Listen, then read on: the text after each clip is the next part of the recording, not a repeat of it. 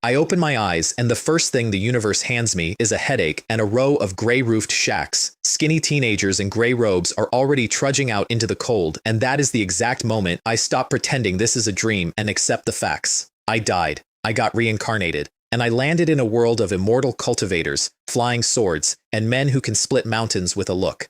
And apparently the first thing you do in that world is chores. The body I woke up in has a name, and by some cosmic joke, it is my name.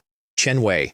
16 years old. How refining. Second level, which in cultivator terms means I am roughly as dangerous as a strong breeze. 3 spiritual roots, one of them wind, the kind of talent that gets you a polite smile and a mop.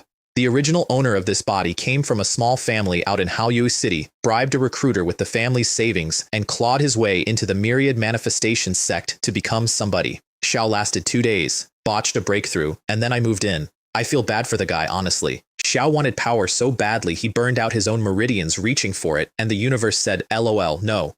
So I make him a quiet promise, the kind you make when nobody is listening. I will carry your will. I will protect your family. It sounds very heroic in my head. Then a fist starts pounding on my door hard enough to shake dust off the ceiling. Get out here and get to work. What time do you call this, you lazy little worms?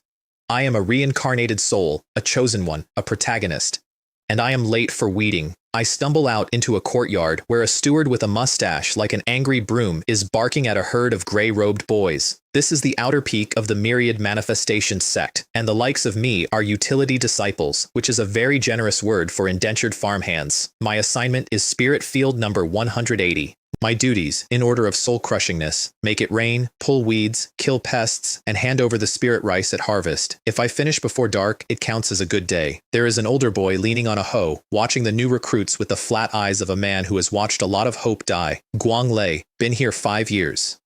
Made it all the way to How Refining, 4th level, learned a little sword control, and he says all of it like a man reading his own eulogy. I was like you once, he tells me. Thought joining a great sect meant a great destiny. Turns out it just means jumping from one pit into a deeper one. One of the other kids pipes up, all bright and doomed. Can't we become outer sect disciples? Get real cultivation time? Guanglei looks at him the way you look at a puppy that has just proposed to solve world hunger. Most of us are trash tier spiritual roots. There are servants here stronger than you who've been waiting a decade. You want to move up? Then you learn to smile at the people above you. Bow low, flatter hard. Make yourself useful to someone who matters. It's like everywhere else. You suck up or you stay down. Great. Reincarnated into fantasy China, and the meta is still office politics. Guanglei is mid-lecture when his whole face changes, closes up like a shop at a robbery. A disciple has swaggered into the courtyard with 2 henchmen at his heels and the walk of a man who has never once been told no. The servants around me lower their heads on instinct. Stay away from him, someone whispers. Xiao's come to borrow people again. His name is Liang Kai. Xiao runs the spirit chicken garden a valley over, and he throws his weight around because his big brother, Liang Yang, is an outer sect genius up on sword control peak, which is like a mall cop bragging that his cousin is a real cop. Still, a real cop can ruin your day, so everyone folds. Liang Kai's gaze sweeps the courtyard for a victim, lands on me, and stops. And I make my first mistake in this new life. I don't look away. Everyone else has their eyes on their own shoes. Not me. I'm still busy processing the whole reincarnation thing, so I just look at him, and worse, the body I inherited is annoyingly handsome, and Liang Kai is the kind of man who takes another man's cheekbones as a personal insult. You, new handyman. Xiao grins. Come help me feed my chickens. Feed 'em well, and I'll reward you nicely. His 2 goons close in on either side of me before I can invent an excuse, and just like that, I am being frog-marched down a mountain to feed poultry. I try to resist, obviously. I try to use magic, obviously. I get punched in the stomach hard enough that the fireball I was reaching for dies somewhere around my kidneys. Behind me, the courtyard has already decided I don't exist. Even Guanglei has picked up his hoe and developed a sudden fascination with dirt. So this is day 1. Punched in the gut, dragged off to serve a mall cop's chickens, and not one person will meet my eye. Love that for me. Really, off to a strong start. The Spirit Chicken Garden turns out to be a valley over on Beast Taming Peak, ringed with a little protective formation to keep out chicken thieves, which tells you exactly how prestigious a posting this is. Liang Kai flashes a formation token, strolls in like he owns the place, and shoves a small basin of rice at me. Feed 'em 20 grains each. Don't overfeed. And don't blame me if they mess you up. Xiao smirks. The weakest chicken in here is a first-order beast. Wings like iron. Feed 'em wrong, and they'll knock you flat for a week. I take the basin, I look at the chickens, and that is when the world changes, because there are words floating over their heads. Little glowing symbols hovering above every fat, angry, iron-winged bird, and when I focus on them, a whole panel of data unrolls in front of my eyes. Name: regular spirit chicken. Realm: first order, 4th level. Comprehension: 5. Current status: hungry. I have read a few hundred web novels in my old life. I know exactly what this is. This is the golden finger. The cheat code. The thing that separates the protagonist from the corpse of the weak. The moment I even think about it, a full character panel blooms in the air in front of me. My name, my realm, my physique, spirit beast affinity, which is a new one on me, my cultivation technique, sitting at 900 out of 1,000, my handful of pathetic starter spells, and a row of 5 system functions with names like demon refining extraction and spirit beast metamorphosis and fusion ancestral return. I have no idea what most of it does yet. What I do notice is a single number at the bottom, remaining essence, 0. Behind me, Liang Kai kicks me in the backside and nearly sends me headfirst into the coop. What are you standing there for? Feed them, or do I have to teach you how to hold a bowl? His goons laugh. The chickens fan out and stare at me with the flat, homicidal calm of animals who have hurt people before. I crouch down, hold the bowl out as far from my face as my arm will reach, and try the only diplomacy I've got. Hey, chickens, want some rice? Liang Kai and his boys nearly fall over laughing. Look at this guy, he's negotiating with poultry, and the biggest, meanest chicken in the flock, the one already raising a wing to smack me into next week, stops, lowers its proud red comb, and gently, almost politely, pecks the rice from the bowl. A line of text lights up in front of my eyes. You have successfully fed a spirit chicken. 20 rice consumed. You have received 1 point of essence. 1 point. From feeding a chicken. My heart does something complicated. Because I thought essence only came from that scary demon refining function, grinding up monster corpses. But no, I just feed the thing. I feed a spirit beast, and the system pays me, and these are all spirit beasts. The chicken finishes, its little hunger warning blinks off, and it waddles away satisfied. And then the next one comes, and the next.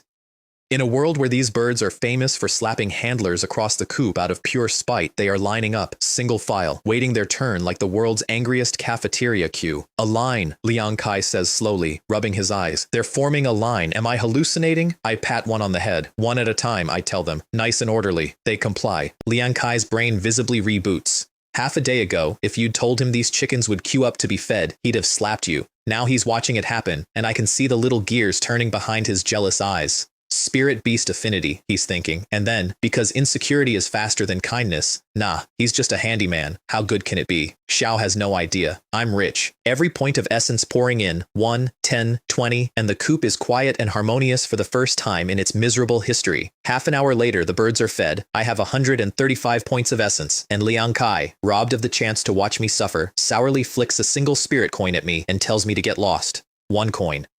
For reference, 100 coins make a single low-grade spirit stone, and this job normally pays 10 coins a day. Xiao's stiffing me and enjoying it. I catch the coin, tuck it away, and file him under later. Enjoy it while it lasts, big man. Once I level up a little, I'm going to make you cough all of this back up, with interest. I still have a spirit field to weed, so I drag myself back up the mountain and don't finish until well past dark, arms shaking, spiritual power scraped down to nothing.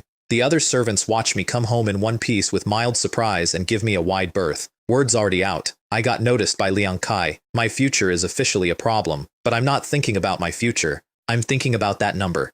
Back in my little shack, door shut tight, I sit on the bed and pull up the panel. My cultivation technique, the evergreen skill, sits 111 points short of a breakthrough. And I have 135 points of essence just sitting there, warm and glowing, so I spend them.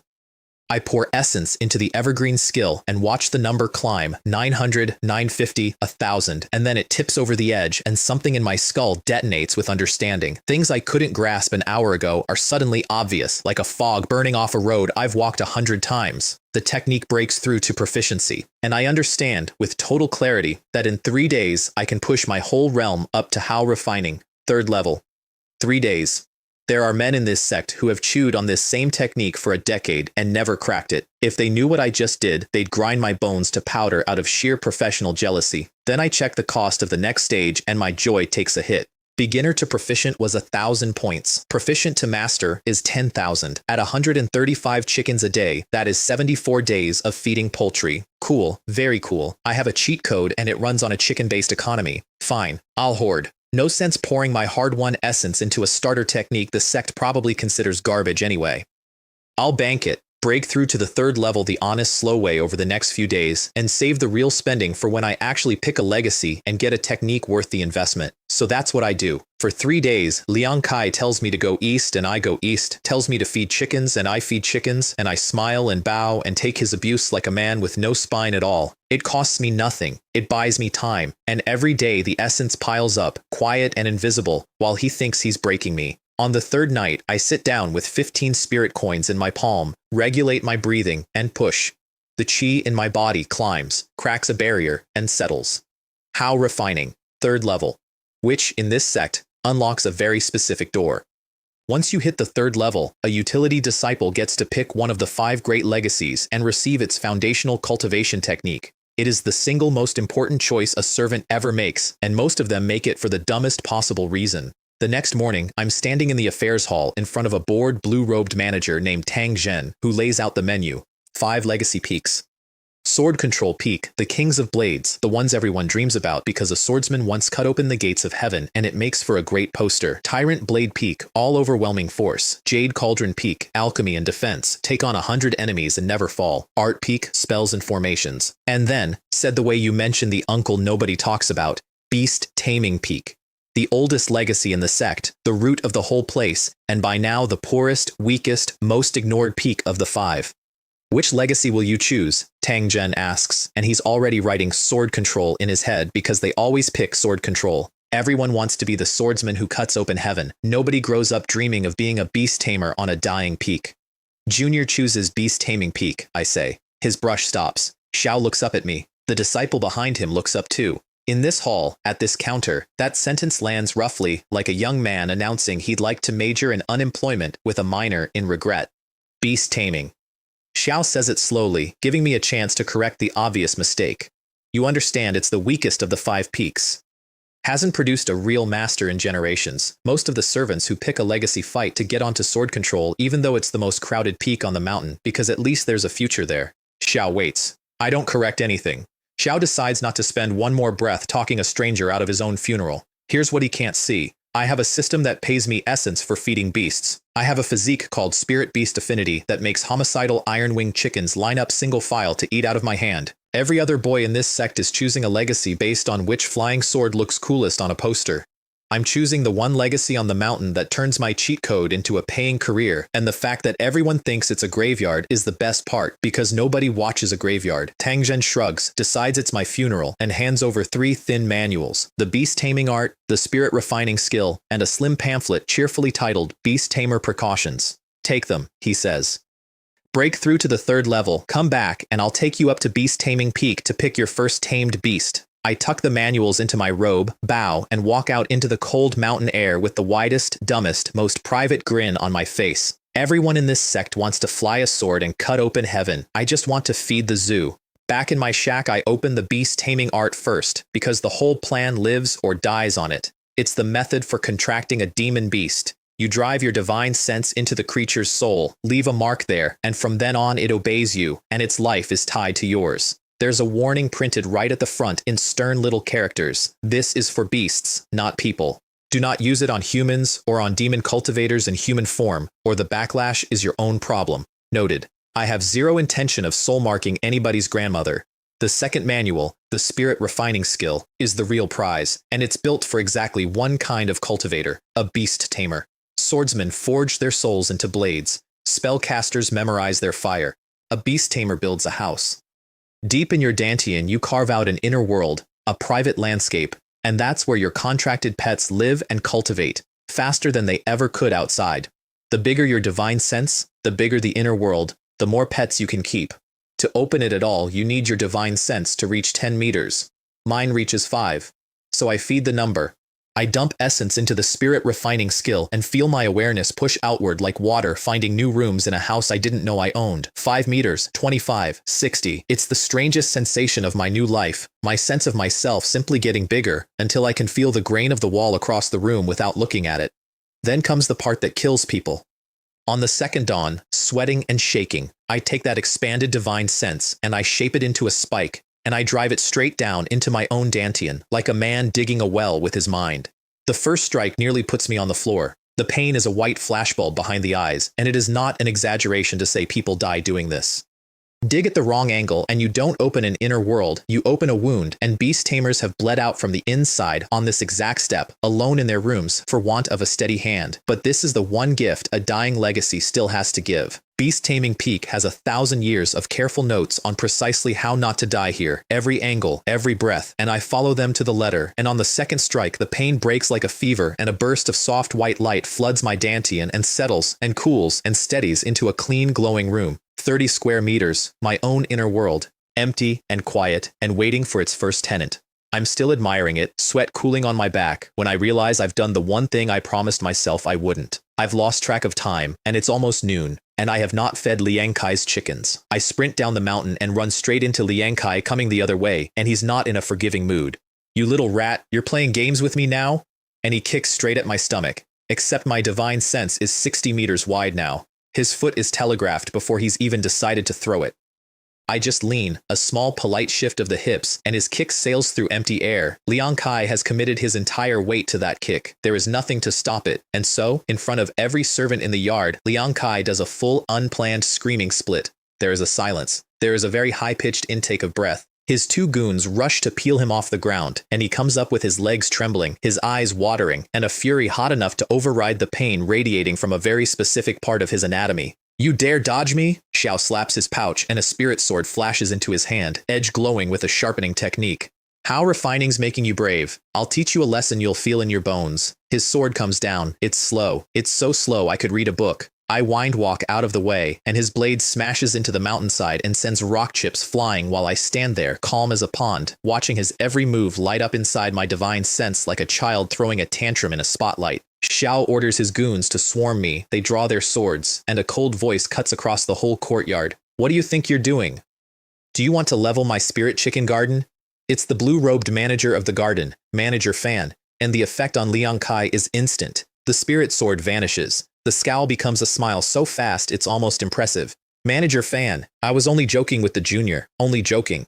Fan isn't buying it, but he isn't here for Liang Kai. Xiao's here because something has changed in his chicken coop and he wants to see it with his own eyes. The birds have been getting fatter, healthier. The quality had been sliding for months, dragging his contribution scores down, earning him a lecture from a heavyweight named Marshal Uncle Xiao, who has a banquet to host next month. And then, out of nowhere, the chickens got plump and glossy and calm. Xiao walks me into the coop, has me feed one bird while he watches, and studies the whole flock as it sits quiet and content and glossy instead of trying to remove my face. His own face opens up like sunrise because his whole career has been quietly circling the drain over these exact birds, and here they are, saved, by a handyman he's never met. "You," he says, "have a real talent for this." Then he points at the biggest, meanest bird in the pen, a thing that looks like it files taxes on other chickens. "Raise this one into a spirit chicken king by next month, and I'll reward you with a spirit enhancement pill." I keep my face polite, and my heart does a backflip.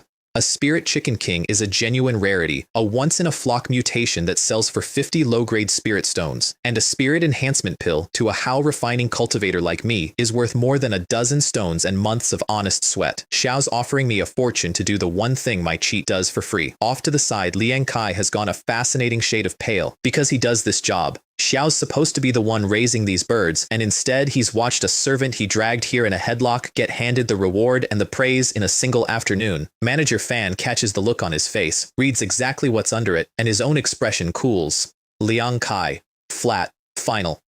"Hand over the formation token. You're done at the Spirit Chicken Garden.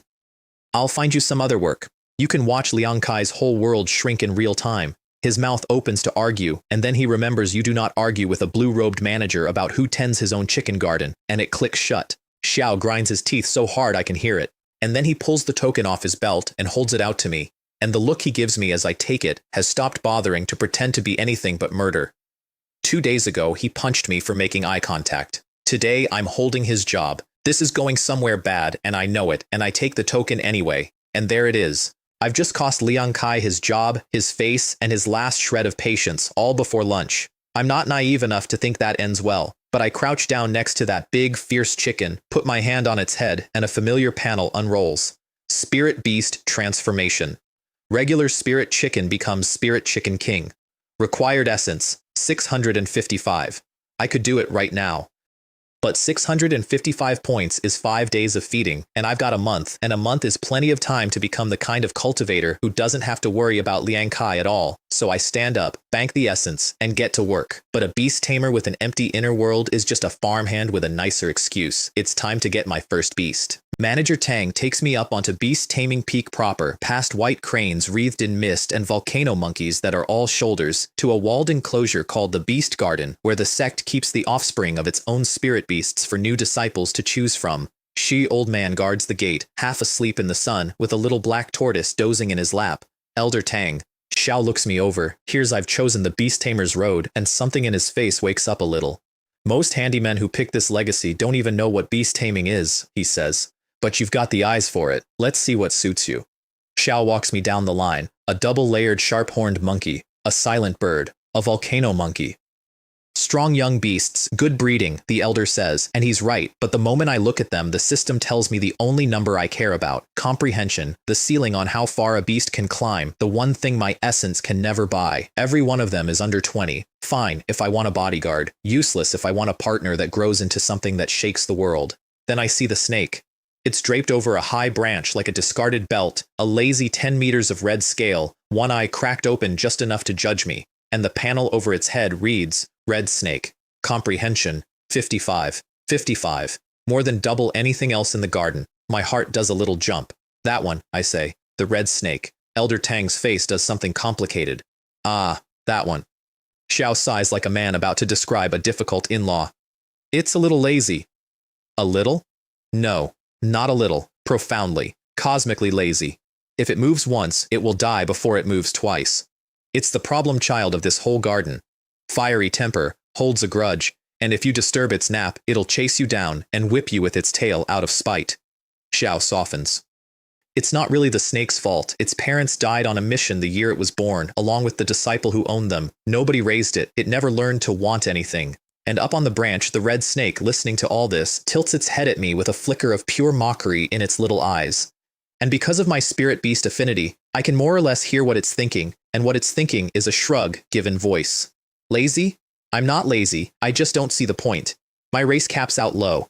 No matter how hard I thrash, I'll never become an immortal beast. So why sweat? Better to lie in the sun and live easy. And you, kid, you pick the beast taming road, the poorest, saddest road there is. What's wrong with you? I look right up at it and answer the thought out loud.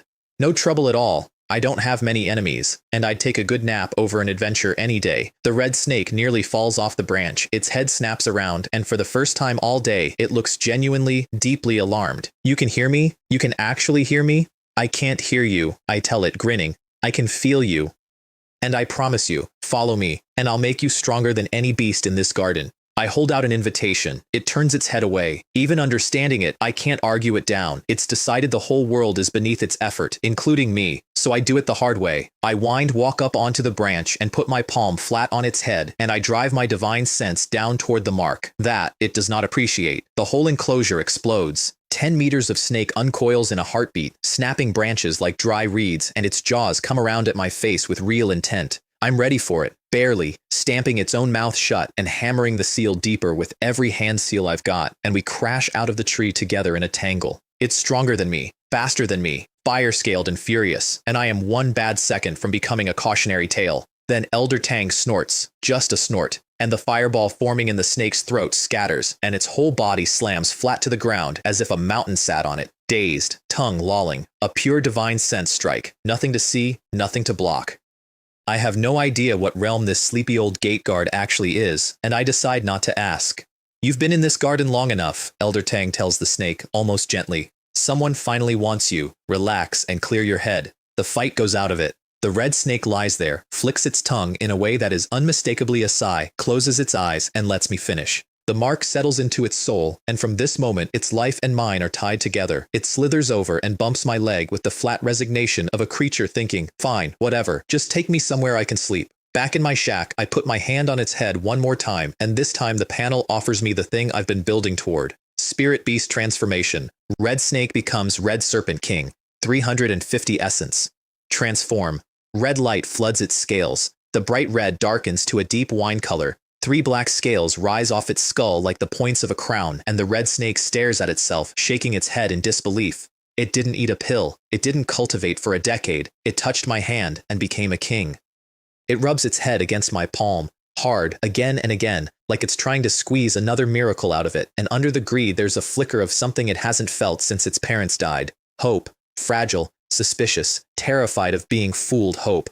Eat slow, walk slow, I tell it. I meant what I said. Stick with me, and you'll go further than any snake alive. It doesn't answer. But that night, for the first time in its life, the laziest beast in the garden spends an hour cultivating instead of sleeping. Turns out nobody's born lazy. They're just too far from hope to bother moving. A few days later, Guang Lei invites me down the mountain to a market gathering in Chenxiao City, and I go, mostly because I need something to hit people with. Beast tamers do their damage through their beasts, but a smart one carries insurance. The moment we walk into the city, I understand the appeal of the uniform. Up on the peak, we're the lowest of the low. Down here, wearing the Sect's disciple badge, even the servants stand up straight. Loose cultivators nod. Nobody meets our eyes wrong. It turns out the myriad manifestation sect is a very big fish, and this whole town lives in its shadow. I browse the stalls, past medicine pills that look hand-rolled and dubious, past a man earnestly selling monster droppings as beast repellent, and I stop cold at a butcher's table where the blue carcass of a poison spirit python is laid out. The head and the venom gland are gone, sold to someone who knew what they were worth, leaving just the long, useless, toxic body. The stall owner sees my badge, gauges my youth, and opens at 10 low-grade spirit stones. The head and the gall are gone, I tell him, draping an arm behind my back so my disciple badge catches the light. You've got a giant strip of poison meat nobody can eat and scales too brittle for armor. 10 stones? Are you trying to rob me because I look 16? I look 16 because I am 16, but the badge does the talking. We haggle. 7, 5, 3. Xiao caves at 3, which is 300 spirit coins, and we both walk away quietly pleased, because he thinks he unloaded garbage and I just bought myself an upgrade. I grab a cheap first-tier protective amulet too, because a beast tamer with no shield is a beast tamer with a very short career. On the walk home, Liang Kai ambushes us on the road, except this time he's smiling. Junior brother Chen, we had our little disagreement, and that was my fault. I apologize. Let's get along from now on. And he strolls past me with his 3 men and leaves. The servants around me nearly faint. Liang Kai apologized to a handyman in public. Liang Kai has never apologized to anyone in his life, and they take it as proof the world has turned upside down, that manager fans' favor has made me untouchable, and even the bullies have to bow now. I take it as exactly what it is, because here's the thing about a man who's decided to kill you. Xiao can fake the smile. Xiao can fake the warm words, the little bow, the let's get along. What he cannot fake, what nobody can, is the eyes. And Liang Kai's eyes, the whole time he's apologizing, are cold and flat, and already standing at my funeral, measuring me for it. A person can lie with every part of themselves except that, and once you learn to watch for it, you never stop. So I smile back, and I say the polite thing, and inside I file this away, right next to that single stingy spirit coin, on the growing list of debts I'm going to collect, and I make very sure, from that moment on, to always know where Liang Kai is. Back in my shack, I call the Red Serpent King out and lay the python carcass on a cloth. This is where the 4th system function earns its name. Fusion Ancestral Return. The panel confirms it. Red Serpent King plus Poison Spirit Python Corpse. Success rate 99%. Cost 1300 essence. My snake eyes the meat, flicks its tongue over it, tastes the toxin, and gives me a deeply skeptical look, because even it can feel that this stuff should kill it. I tell it to trust me. It opens its jaws, and over the next slow, straining half hour, swallows the whole thing. Then it lies there, belly bulging, dark red scales tinged sickly blue, while the poison soaks into its blood. And the panel updates. Fusion complete. The Red Serpent King's gall now carries the Poison Spirit Python's venom. Its attacks corrode flesh, and the stronger the enemy's resistance, the nastier it burns. Overuse makes its scales brittle. And then the number I don't expect. You have fed a Red Serpent King 1 Poison Spirit Python corpse. You have received a reward of 150 essence. 150. From feeding, when a chicken pays 1. The essence scales with the quality of what I feed. Which means I am no longer running a chicken-based economy. I am running a monster corpse economy, and the corpses of this world are cheap and plentiful and lying in market stalls being sold as scrap. Those 3 spirit stones were the best 3 stones I've ever spent. A day later, I keep my end of the deal with Manager Fan. I put my hand on the biggest chicken and transform it into a spirit chicken king, and it throws its head back and crows at the sky like a small furious rooster who's just been knighted. Fan comes by, sees it, and lights up like a festival. Shout honestly expected me to fail. Instead, I raised a spirit chicken king in a month, and he presses 2 spirit enhancement pills into my hands, so happy he tells me to raise another one next month, and there'll be more. That night, I decide to test a theory. Instead of eating a pill myself, I feed one to the Red Serpent King. You have fed a Red Serpent King 1 spirit enhancement pill. Reward, 80 essence and a small amount of mana. Mana. For me, I feel my own power surge, my realm nudging up toward how refining, level 4. I read it 3 times to be sure. When I feed my beast a cultivation pill, the beast levels up, and I get essence, and I get a slice of the mana too. 1 pill does the work of 2. I don't even have to swallow the medicine and grind through refining it myself. I hand it to the snake and collect the profits with my feet up. If I ever have a whole zoo of these things, I could break through an entire realm in 1 night just by handing out snacks. The snake, meanwhile, has fully decided that its owner's hand is a holy relic, and it keeps sidling up and nuzzling my palm, waiting for another miracle to fall out of it. I put it to work testing my new spells instead. Fireball, freshly pushed to mastery, and I snap one to life on my fingertip, and it lights up the whole shack and throws enough heat to drive the snake hissing into the corner. This is not the little starter cinder the original owner could barely conjure. This thing could melt an iron sword. Then wooden shield, also mastered, a slab of green light 2 meters tall that hardens in front of my palm. I brace it and tell the snake to ram me. The snake refuses. It coils back, appalled, absolutely certain that if it hits me, I will turn into paste, and it gives me a look that says, "Have you lost your mind?" So I have to actually order it. It braces, whimpers, and then launches itself headfirst into the shield, and the impact picks me up and throws me 5 meters across the room, and I land against the door with my whole arm ringing like a struck bell. But the shield holds. Not a crack. And I lie there against the door grinning like an idiot, because if a slab of my green light can eat a full-force ram from a first-order beast, it can eat a strike from a late-stage how refining cultivator. And that means for the first time since I woke up in this world, I am not helpless. I've got a shield that won't break, a fireball that could melt a sword, a snake that would die for me, and a system that pays me to feed it. I put the snake away, lie down on my miserable little bed, and for the first time since I got dropped into this body, I sleep like a man who might actually survive it. Peace lasts exactly until the end of the year, which is when the Sect decides its handymen make excellent debt collectors. The order comes down. Every outer peak has to send servants to Chenxiao City to help collect rent from the shantytown, a sprawl of 10,000 loose cultivators who squat on Sect land and are behind on their payments, and our courtyard, out of dozens, gets picked. I don't love that. With manager Fan's favor, I've built a little reputation. I'm the last servant who should be volunteered for hazard duty, and the only person in this sect with a reason to want me in harm's way happens to have a brother with pull in the outer sect. But an order is an order. At the servants' hall in Chenxiao City, Guang Lei runs into an old friend, Guang Han. They joined the sect together 5 years back, and where Guang Lei is still a bony 5th level nobody, Guang Han has filled out, climbed to How Refining level 5, and picked up the easy confidence of a man who found a shortcut. Xiao leans in, lowers his voice, and lays out the shortcut for us. Think about it, he says, smiling. The sect sends us to squeeze 10 stones a year out of shantytown trash. The strong ones we report and evict, sure, but the weak ones, the ones who can't pay? Xiao tips his head toward the tree line beyond the slums. Outside the town, it's all forest. You don't need me to finish the sentence.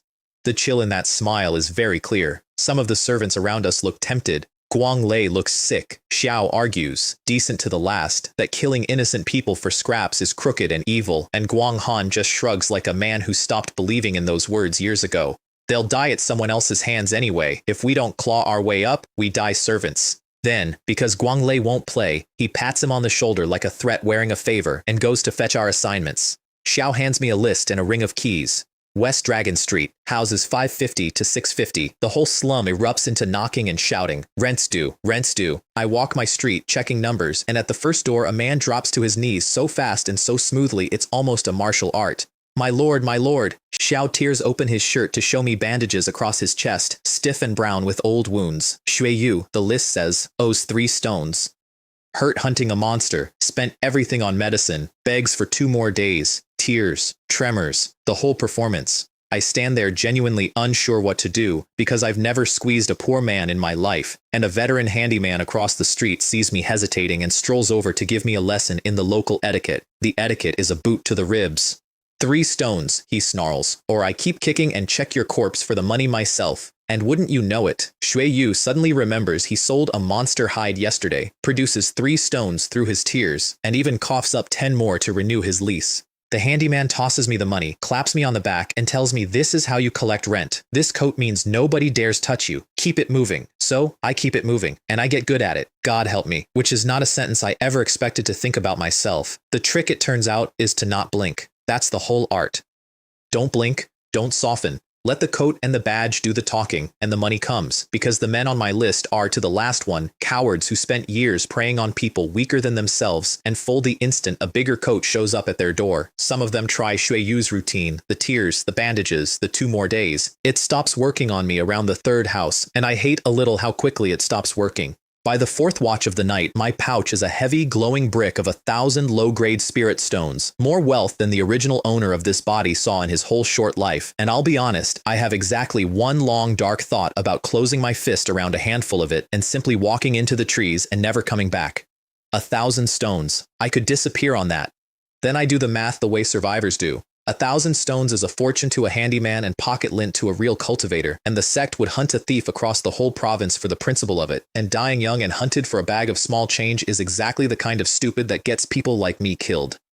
So I keep every stone, and I keep walking, and I file the temptation away as a thing I noticed about myself and chose not to be. Then I notice the streets gone quiet, lights out, doors dark, in a district where everyone just paid to keep their homes. Nobody leaves at the 4th watch. My divine sense is already screaming when I hear the air tear behind me. I don't turn. There's no time to turn. Something is streaking at the back of my skull, a long spike gleaming with a sick light, and my sense catches it 3 meters out and closing. Too fast for the shield. So I drop, twist, and pull the amulet straight out of my system space with a thought, and the 50-coin talisman flares gold and eats the strike 1 heartbeat before the spike would have gone through my head. The gold cracks in a single second, but a single second is all I need to throw up the wooden shield, and the spike hammers into it and flings me backward across the street, arm ringing like a struck bell, and I windwalk off a rooftop and land clear, alive, staring down at the man who threw it. It's Shui Yu, the weeping cripple, except there is nothing weak about him now.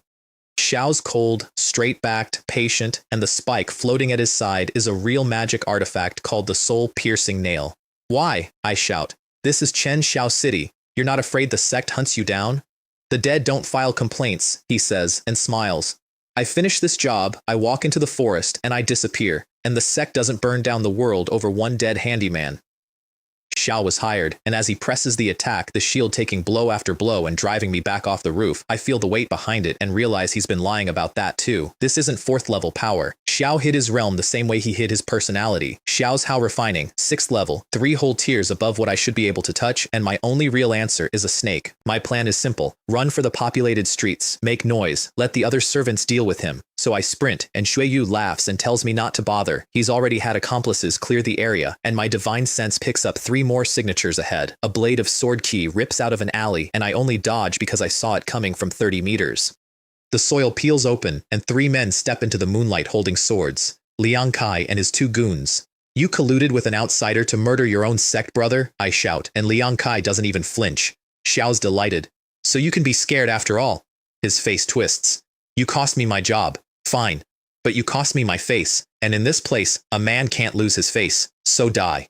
And they come at me from every side, Liang Kai's inflated 4th level sword key cracking against my shield, his goons hammering the flanks, Shui Yu's soul-piercing nail whistling in from the dark to keep me honest.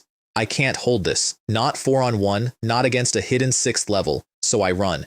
Into the forest, exactly where they want me, because Shui Yu smeared butterfly-attracting powder on me back when he was busy crying, and no matter how far I go, he can find me within 30 miles. Fine. The forest is where I want them to. In the open, 4-on-1, I lose. In the trees, 1 at a time, I have a snake. I stop running. Shui Yu catches up alone, cocky, sure I'm out of mana, and I let him think it. I raise my shield, break his nail aside, draw a sword from my pouch, and charge him in close like an idiot. Shai sneers, a how-refining triple who thinks he can duel a 6th-level weapon cultivator and pours his power into finishing me, which is exactly when I stop being the target. Red Serpent King. The snake bursts out of the light right in front of his face and breathes. Poison fire. Xiao's a hair too slow. Xiao burns a talisman for a shield and it lasts 1 second and buys him his life, but his left hand catches the spray and goes black, and the venom starts crawling up his arm toward his heart. Xiao screams that a beast tamer isn't supposed to fight like this, isn't supposed to bait you in and summon the beast in your face, and he's right. That's not how beast tamers fight, it's how I fight. Xiao severs his own poisoned hand at the wrist to stop the spread, taps his own acupoints, swallows a pill, and the two of them go to war in the poison fog while I hang back and let my mana recover. The snake wraps him up. It ends the way these things end. Xiao never gets to finish the thought he dies on, which is, how does a 3rd level handyman feed a 5th level red serpent king? Then Liang Kai arrives, laughing, expecting to find my corpse, and finds Shui Yu's instead. His men see the snake first and their nerve breaks all at once. They run. I don't let them. A fireball takes one, and the soul-piercing nail, which is mine now, takes the other, and then it's just Liang Kai on the ground gripping a sword that isn't going to save him, promising me his brother's a genius and his brother's revenge and his brother's reward if I let him live. There's a proper way to beg, I tell him. That wasn't it. I could keep him alive. Killing him means Liang Yang comes for me eventually, and Liang Yang is a name with weight. But I look at Liang Kai, and I think about a single stingy spirit coin, and I think about 4 men in the dark, and I make it clean. The soul-piercing nail goes through his heart, and he falls with his eyes wide open, still not quite believing a handyman would dare. My first kill. 4 of them, actually, in one night. And I feel almost nothing, which is its own kind of frightening. I just wanted to be left alone, I say to the quiet forest. Why does everybody make me do this? There's cleanup to do. I arrange the bodies so the wounds read as Sui Yu's work, because a dead rogue makes a very convenient culprit, and it buys me time against the brother. And I have one more experiment to run, because I am nothing if not thorough. If feeding my snake a monster corpse pays essence, what does feeding it a person pay? I don't love that I'm curious about this. I do it anyway. The snake understands, slides over, and does its work, and the system, indifferent as ever, tallies it up. 50 essence. Thank you, Shui Yu, for your generous posthumous donation. I leave Liang Kai's body intact on purpose because the frame needs a corpse, and I'm not going to blow the whole plan for a few extra points. Then I loot the dead, and this is where the night turns from survival into a jackpot. Shui Yu was rich for his rank. 235 spirit stones. Pills. His soul-piercing nail, too flashy to use, worth selling. A war fan carved with wind runes that suits me perfectly, since I've got a wind root, and nobody alive knows he owned it, which makes it clean. I name it the absolute fan on the spot. And best of all, a jade pendant that disguises your realm, isolates you from divine sense, and can fake your cultivation up a full tier. I feed a thread of power into it, and a pressure blooms off me like a mountain. Just like that, a 16-year-old handyman with 3 spirit roots can walk into a room wearing the face of a foundation establishment master. There's a catch, of course. I have to keep feeding it mana, and the moment I cast a real spell, the illusion collapses, so it's a mask, not armor. But a good mask, at the right moment, is worth more than a sword. I make it back to the servants' hall a little before dawn, rent pouch full, expression pleasant, and I watch Guanghan's face when he sees me. Xiao goes gray. Actually gray, the color draining out of him like someone pulled a plug, because I am the one thing that is not supposed to be standing here. Guang Lei and the others swarm me, half frantic, sure I died, thrilled that I didn't, and I let them, and I keep one eye on Guanghan the whole time. Then I hand over every single stone I collected, all 1,000 of them, in the open, in front of everyone, and I make sure Guanghan watches me do it. Because I know exactly what's going on behind that one working eye. Xiao's thinking Shui Yu took his money and skipped the job. Xiao's thinking his hired killer got greedy and vanished. What he cannot let himself think, because it's insane, because a 3rd-level handyman simply does not do this, is the truth. That I killed all 4 of them, the assassin and Liang Kai and both goons, and walked home to hand him the rent with a smile. It's not on the menu of things his mind will serve him. So he stammers something and hurries off to find Liang Kai, and out in the forest he finds the murder scene instead, sees the soul-piercing nail's signature wound, and, with no idea what actually happened, packs the body away and starts sweating buckets over the one question that matters to him now. How in the world is he going to explain a dead Liang Kai to Liang Yang? Not my problem. I go home. Back in my shack, I don't sleep yet. I feed the 2 spirit enhancement pills to the Red Serpent King and let the reward stack, essence, and a little mana each, and combined with Shui Yu's posthumous 50, it tips me over. How refining. Level 4. I feel it settle into my bones, clean and stable, no drug residue anywhere, because I didn't take the drugs, the snake did. My foundation is spotless, my beast is stronger, my pouch is heavier, and I have a pendant that lets me play dress up as a master. A month ago, Liang Kai dragged me off to feed his chickens because I looked at him wrong. Tonight, I inherited his life savings, and nobody will ever know it was me. Here's the thing every cultivator learns eventually. The fastest way to power isn't a sword, it's money. And in this world, money means alchemy.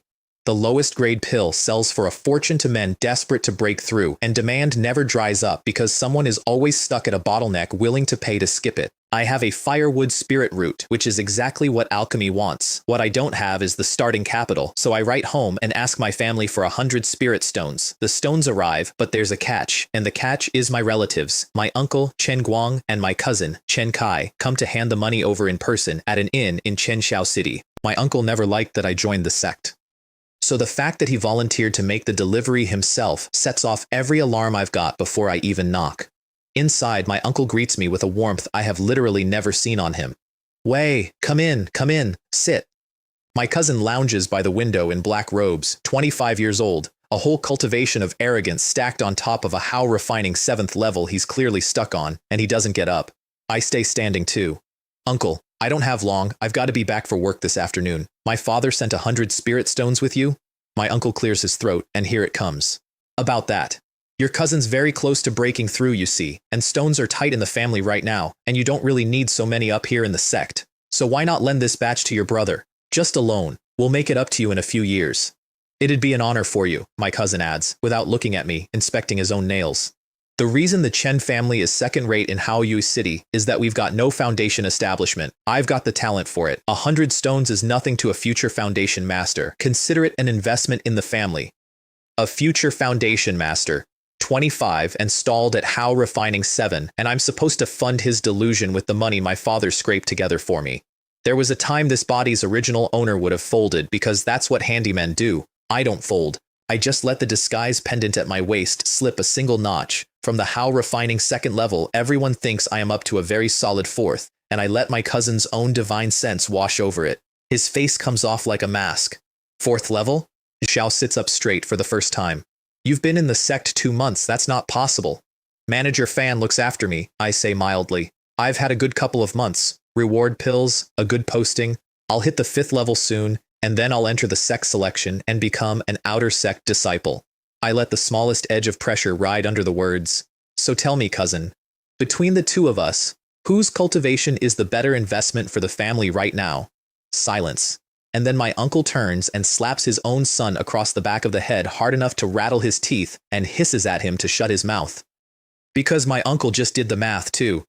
Outer sect disciple outranks a whole cultivation family. If I make it, I'm not the poor relation anymore. I'm the one they'll need. I walk out with 80 stones instead of 100, because they'd already spent 20 on my cousin's medicine, and I let that slide. Not because I'm generous, because 80 is enough, and because I'd rather they remember, right down in their bones, exactly who the useful one turned out to be. 80 stones. It's a start. I take them to the main Peaks Alchemy Hall, and I meet Pillmaster Chu Lan, a white-haired old man with sunken cheeks and eyes that keep drifting shut mid-sentence. Xiao teaches the 3-pattern fire alchemy technique, which is famous for being slow, gentle, and almost impossible to learn, and he lectures so slowly that 2 of his students are asleep sitting up. One of the awake ones, a friendly Jade Cauldron disciple named Lu Fei, leans over and quietly advises me to demand a refund before I waste my money. "The old man's a fraud. You'll learn nothing but nonsense here." I stay anyway because I have a system. And while Lu Fei dozes off out of boredom, I sit and listen to every rambling word, and the old man's technique pours into my head like water finding a channel. One lesson. The system pings. I've learned the basics of the 3-pattern fire alchemy technique, which is supposed to take 3 months of daily study, and I quietly add essence and push it to proficiency. Where it takes a master a year and a half to understand the slow fire, I've got the feel of it in an afternoon. A month later, I've squeezed everything I can out of the classroom, and I rent a pill room and refine my first real batch. 6 How gathering pills, each with a single cinnabar pattern, clean and round. I'm pleased with myself. I'm so pleased that I make one rookie mistake. I forget to clean out the furnace. On my way out, I tell the blue-robed manager who runs the outer hall that my alchemy was a total failure, wasted every stone, terrible, sad. Xiao nods along, pockets his fee, and I leave feeling clever. Which is exactly the mistake because I have forgotten one small piece of alchemist etiquette that nobody taught me. You clean your furnace when you're done. Partly so the next person's pills aren't spoiled by your residue, partly so no one can read what you made and how good you are. I did not clean the furnace. An hour later, Pillmaster Chu Lan shuffles into that same pill room, and the moment he steps through the door, he goes still. Xiao sniffs the air. Xiao crouches at the cold furnace and stares at the ash, and his sleepy old eyes come all the way open for the first time in years. Because he has studied the 3-pattern fire alchemy technique for nearly 100 years, and he can read the residue of a refining the way a swordsman reads an old scar, and what he's looking at is impossible. It's his own technique. His own dying, unwanted, uninheritable legacy, executed cleanly, elegantly, by a hand that has no business being able to execute it at all. Who used this room? He demands, spinning on the manager, urgent enough to make the man flinch. The handyman, Chen Wei, studied under you a month. Xiao was in here half a day and failed every batch, wasted a fortune in stones. Failed. Chulan laughs, and it's a terrible, delighted, disbelieving sound. Xiao knows better. There's no failure in this ash. There's a beginner who somehow reached in 1 month a level of understanding that took the old man 5 years to touch, and the word he keeps saying, wandering the doorway with his hand pressed to his chest like his heart might quit, is prodigy. A once-in-a-century talent. No. A once-in-a-thousand-years talent, and a lowly outer peak handyman of all the people in the world. Xiao makes a decision on the spot before another alchemist can smell what he just smelled. Xiao is going to make me his personal disciple, and he is going to lock it down before anyone else even knows I exist, which is a problem for exactly one person, and I have no idea yet that the person is standing right there in the class every day, smiling at me. Lu Fei. Xiao spent months buttering up Chulan, angling for that exact title, quietly warning off every promising new student who might become competition. Xiao put in the years, Xiao earned his spot in line, and now some handyman he personally steered away from the class to save him a few stones is about to walk past him and become his senior brother. As far as I'm concerned, Lu Fei is the nice guy who tried to do me a favor. I have no idea that somewhere behind that friendly face, a very patient, very specific hatred has just been born. The hatred of a man watching a stranger eat the meal he spent his whole life cooking. It's going to cost my family everything before I ever see it coming. While all this is brewing, I go shopping for a second beast, because one pet in a fight is a single point of failure, and I don't intend to ever be caught with only one card to play. At the 10,000 Beast Pavilion, a saleswoman in a blue dress walks me hopefully past the good stock. A windbird, 1,500 li a day, a beautiful mount, 720 stones I do not have. A golden flame bird I also cannot afford. Everything I like is a fortune, and everything I can afford is junk, and I'm about to give up when I hear it. A steady, rhythmic, painful thudding from the back of the hall. I follow it to a 5-meter iron cage where an iron-feathered eagle is throwing its own head against the bars, again and again. First Order, Level 4, Metal and Wind, the kind of race that can grow into a Second Order Skylord if it's lucky. This one is not lucky. The sign says gentle temperament, well-behaved, listens to its tamer, which is sales talk, and then the saleswoman tells me the truth because she wants it gone. It has a flaw in its bloodline. It cultivates slow, 3 years in this pavilion, and it hasn't broken through once. Worst of all, the black iron feathers on its head never fully grew in, so it can't even manifest the one spell its whole race is born knowing, the Black Wind Slash. So it does the only thing it can think of. Day and night, it rams its skull into the bars, trying to beat the technique into existence through sheer, stupid, magnificent stubbornness. It's the most diligent beast we've got, the saleswoman says, a little embarrassed, and prices it like an insult. 88 stones. For a race that should cost hundreds. For any other beast tamer, a bloodline defect that locks out your racial spell is a fatal flaw. Deadweight, a mount at best. For me, it's a coupon. The system can patch what nature botched. So I haggle her down to 80 on principle, because every stone I own was bled for, and I take the diligent little wreck home. The two beasts do not get along. Snakes and eagles are natural enemies, and the second the eagle appears in my inner world, the red serpent king rears up hissing, hackles of scale standing on end. But the real war starts once they settle in, and it's not the war I expected. The red serpent king is a genius who naps. 1 hour of cultivation, tops, and then a long luxurious sleep. The iron-feathered eagle cultivates for 8 hours straight and shows no sign of stopping, and I watch the snake watch the eagle with a slowly dawning horror, the specific horror of the lazy older sibling realizing the baby of the family is about to lap him. That night, the snake grimly adds an extra hour to its own cultivation, purely out of spite. And the eagle, catching the snake mid-nap, starts to wonder, in its slow, diligent way, whether maybe slacking off is allowed after all. They spend the rest of my life quietly trying to corrupt each other, and it never once stops being funny. The two beasts do not get along. Snakes and eagles are natural enemies, and the red serpent king rears up hissing the second the eagle appears in the inner world. But the real drama starts when they settle in.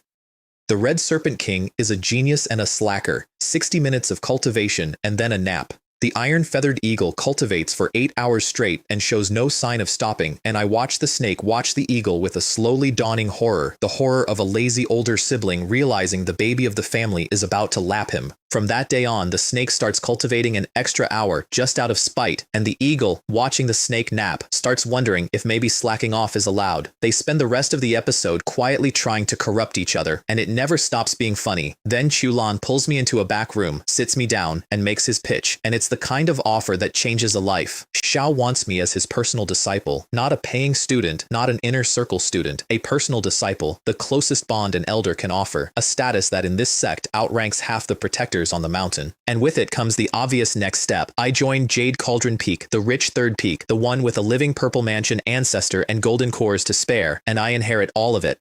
Xiao lays out a golden road, and every handyman I've ever met would crawl over broken glass to walk it, and I turn it down, not the discipleship, the peak.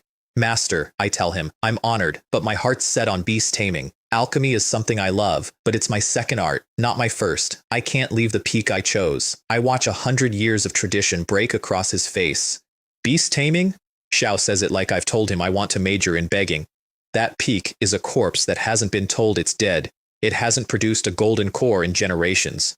Jade Cauldron could carry you all the way, boy. Foundation establishment, and then further. Why would you throw that away to babysit animals on the poorest mountain in the sect? Xiao argues for a long time. Xiao's not wrong about any of it, from where he's sitting. What he can't see is that my real cheat, the thing that actually makes me dangerous, lives and breathes on beast taming peak, and that alchemy, this once in 1,000 years talent he's fallen in love with, is genuinely just my day job. So I hold firm, respectfully, and he finally goes quiet, and I brace for him to rescind the whole thing.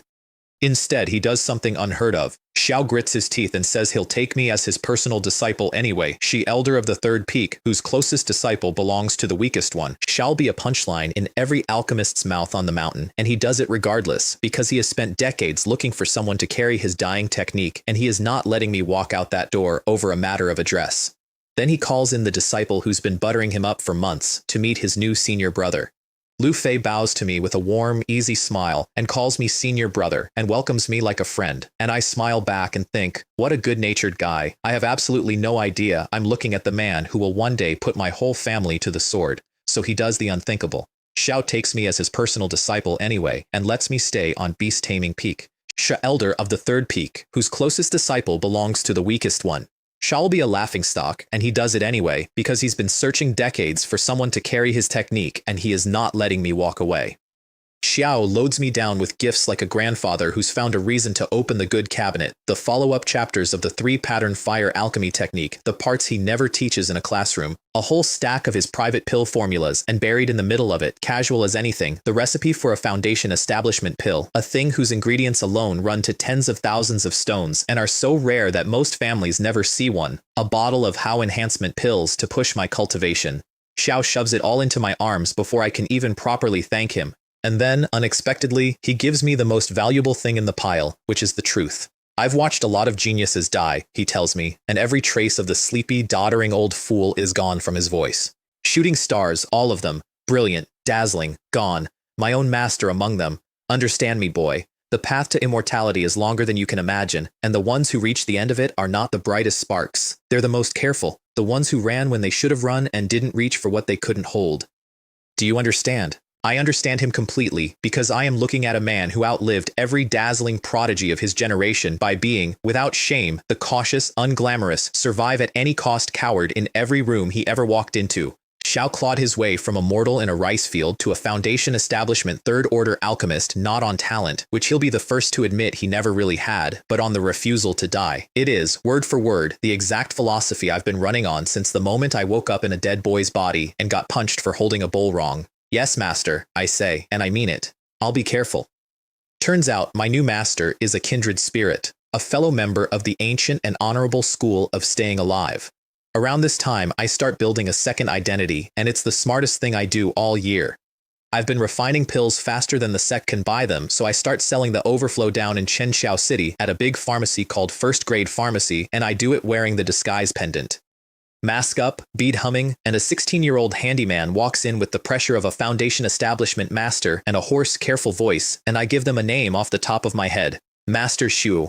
The first time I pour a bottle of my How gathering pills onto the counter, the shopkeeper, a smooth, sharp-eyed man named Lu Han, goes very still. All of them, he says, have cinnabar patterns.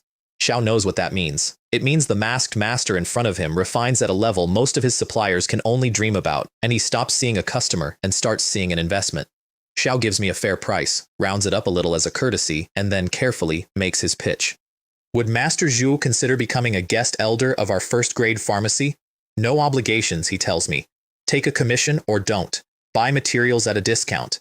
And even in a month with no work, 50 low-grade spirit stones just for the association, plus the weight of the Lu family behind me if I ever need it. A foundation establishment family with roots all the way back in Haoyue City. Xiao has no idea I'm from Haoyue City. Xiao has no idea I'm anything at all. Xiu just wants a master alchemist on his books, and I want exactly what he's offering. A respectable second face with real backing and no ties to a handyman named Chen Wei. There's a risk in it. Every connection is another thread someone could pull, another chance a real foundation master looks too close and sees through the pendant to the boy underneath. But I'm greedy, and the offer's too good, and I've decided that if I'm careful, the reward outweighs it. I agree, I tell him, in Master Shu's careful rasp. Xiao beams and asks how he should address me on the ledger, and I give him a name I find funny for reasons he'll never understand. Shui Yu, I say. And just like that, the assassin who tried to put a spike through my skull becomes the respected pen name of the Sect's most mysterious young alchemist, and a foundation establishment family in my own hometown owes me a favor. They don't know. They'll be paying at the worst possible moment. I file the whole thing away, right next to a stingy spirit coin and a single dark look in the growing drawer of things that are going to matter later. While I'm collecting masters and pets, my problem from the rent collection night finally wakes up. Up on Sword Control Peak, in the immortal cave numbered 180, Liang Yang walks out of a year and a half of seclusion at Peak How Refining. Xiao's the real thing, the outer sect's brightest sword, a young man so sharp that grown inner sect disciples lower their eyes when he passes. And the first news that reaches him is that his little brother is dead. Xiao doesn't rage. That's the frightening part. Xiao just goes cold all the way through, and calls Guanghan to kneel in front of him and tell the story. Guanghan tells it exactly the way that keeps himself alive, that Shui Yu, the hired rogue, turned on them and killed Liang Kai for the loot. Liang Yang listens to all of it, face like a still pond, and he isn't fully convinced. Xiao's known Shui Yu for years. It's possible. It's not likely. Then he draws his sword and takes Guanghan's left eye out in a single clean stroke, calm as a man pruning a hedge. Guanghan screams and curls around the wound, blood running through his fingers, and Liang Yang just looks down at him. A lesson, he says. Keep your eyes open next time. Do something this careless again, and you'll lose more than the one. And Guanghan, one-eyed, sweating, terrified, kowtows and thanks him, because the fact that he's still breathing means he's still a useful dog, and a useful dog is grateful for the beating that spares its life. The Sect selection is soon, Liang Yang says, already turning away, already bored. If that handyman enters it, kill him. My brother died because of him. It's only right he goes into the ground beside him. Xiao doesn't even want to do it himself. A handyman is an ant. Xiao's got a foundation establishment breakthrough to chase and no time to waste stepping on insects, so he hands my murder to a dog with one eye and flies off without a backward glance. That carelessness is going to cost him everything, eventually. Xiao just doesn't know it yet, because right now, on paper, the idea that a third-level servant could be worth his attention is a joke. I keep meeting men who think that. I keep collecting them. What I don't know is that Lu Fei hears all of this too secondhand through a friend of a friend on Jade Cauldron Peak. And Lu Fei, my smiling senior brother, my dear junior, looks at the coming selection and sees the perfect stage. Two men now want me dead, and neither of them is the one I'm watching for. I spend the run-up getting stronger, because strength is the only thing in this world that ever fixes anything. I feed the How enhancement pills to the Red Serpent King, and ride the mana up to How refining, level 5, and the snake climbs to First Order, 7th. I dump 100,000 essence. No, not yet. That comes later. But I push the spirit refining skill to master, and my divine sense blows out past 1,000 meters, which is foundation establishment range. On the outside, I'm a 5th level handyman. On the inside, my senses reach as far as a master's. That gap is the most dangerous weapon I own, because nobody thinks to check for it. I evolve the Iron Feathered Eagle next. 2,400 essence, and its broken bloodline knits itself whole. The black iron feathers finally grow in full across its skull, and it learns the black wind slash it's been headbutting a cage to reach for months. Iron Eagle King now. Big enough to ride, fast enough to be a mount, and the first time I stand on its back and it carries me up over the clouds, I understand why every person in this world claws and kills for the ability to fly. It's intoxicating. It's so intoxicating that my brand new mount, drunk on its own wings, nearly rockets us clean out of the Sect's airspace and into a defensive formation that would have shot us both down as intruders, and I have to grab the reins and remind the idiot that we do, in fact, have a home to return to. Then I go corpse shopping, and this is where the fusion function stops being a party trick and starts being terrifying. At the pavilion, I buy a water illusion python carcass, a second-order beast, 1,200 hard-earned stones, and I bring it home and lay it out for the Red Serpent King. The snake takes one look and its tongue is already flicking, because ever since the poison python, it knows exactly what my hand plus a corpse adds up to. The panel offers me 89%, which is not the 99 I like, and I sit there for a second doing the honest math. 89 means an 11% chance my best beast poisons itself to death on the floor of my shack. I decide I'm the lucky type, which is a thing lucky people believe right up until they aren't, and I hit it anyway. The snake swallows a corpse nearly as big as itself, belly stretched grotesque, and lies there straining for hours while two incompatible bloodlines fight it out in its blood. And it comes out the other side changed. Water attribute. It can spit water arrows now, control water with its demonic power, move faster in it. But the real prize, the thing I paid 1,200 stones for, is the water illusion spirit armor. When it flares, the snake's scales go smooth and blue and mirror slick, and it shrugs off nearly all physical damage. A creature that was already a walking tank now carries a shield that turns most swords into polite suggestions. I get a bonus I never planned for too. On a whim, I feed the Iron Eagle King a slab of red crocodile meat, purely because the panel offers me 100% fusion for 99 essence, and a coupon that cheap is a coupon I do not refuse. And my noble Skylord promptly grows a fishtail. Its whole lower half shifts, on command, into a red crocodile's tail, which means it can swim and slap things with the force of a falling wall, and also that my majestic golden eagle is now, technically, part fish. I was trying to raise a golden-winged great peng. I appear to have raised a kunpeng, which is either a legendary divine beast or a very confused animal, depending entirely on how hard you squint. Either way, I can now ride the thing through the sky, or through a lake, and the snake and the eagle spend the next week of training discovering that the eagle's new fishtail can crack the snake's water-armored skull, which does absolutely nothing to cool the sibling war, and everything to escalate it. Right before the selection, I stumble into something that plants a seed in the back of my mind, though I don't know yet how much it's going to be worth. A golden core true person from Art Peak, a man named Min Yuan, comes down to Chenshao City to preach the Tao. This is a big deal.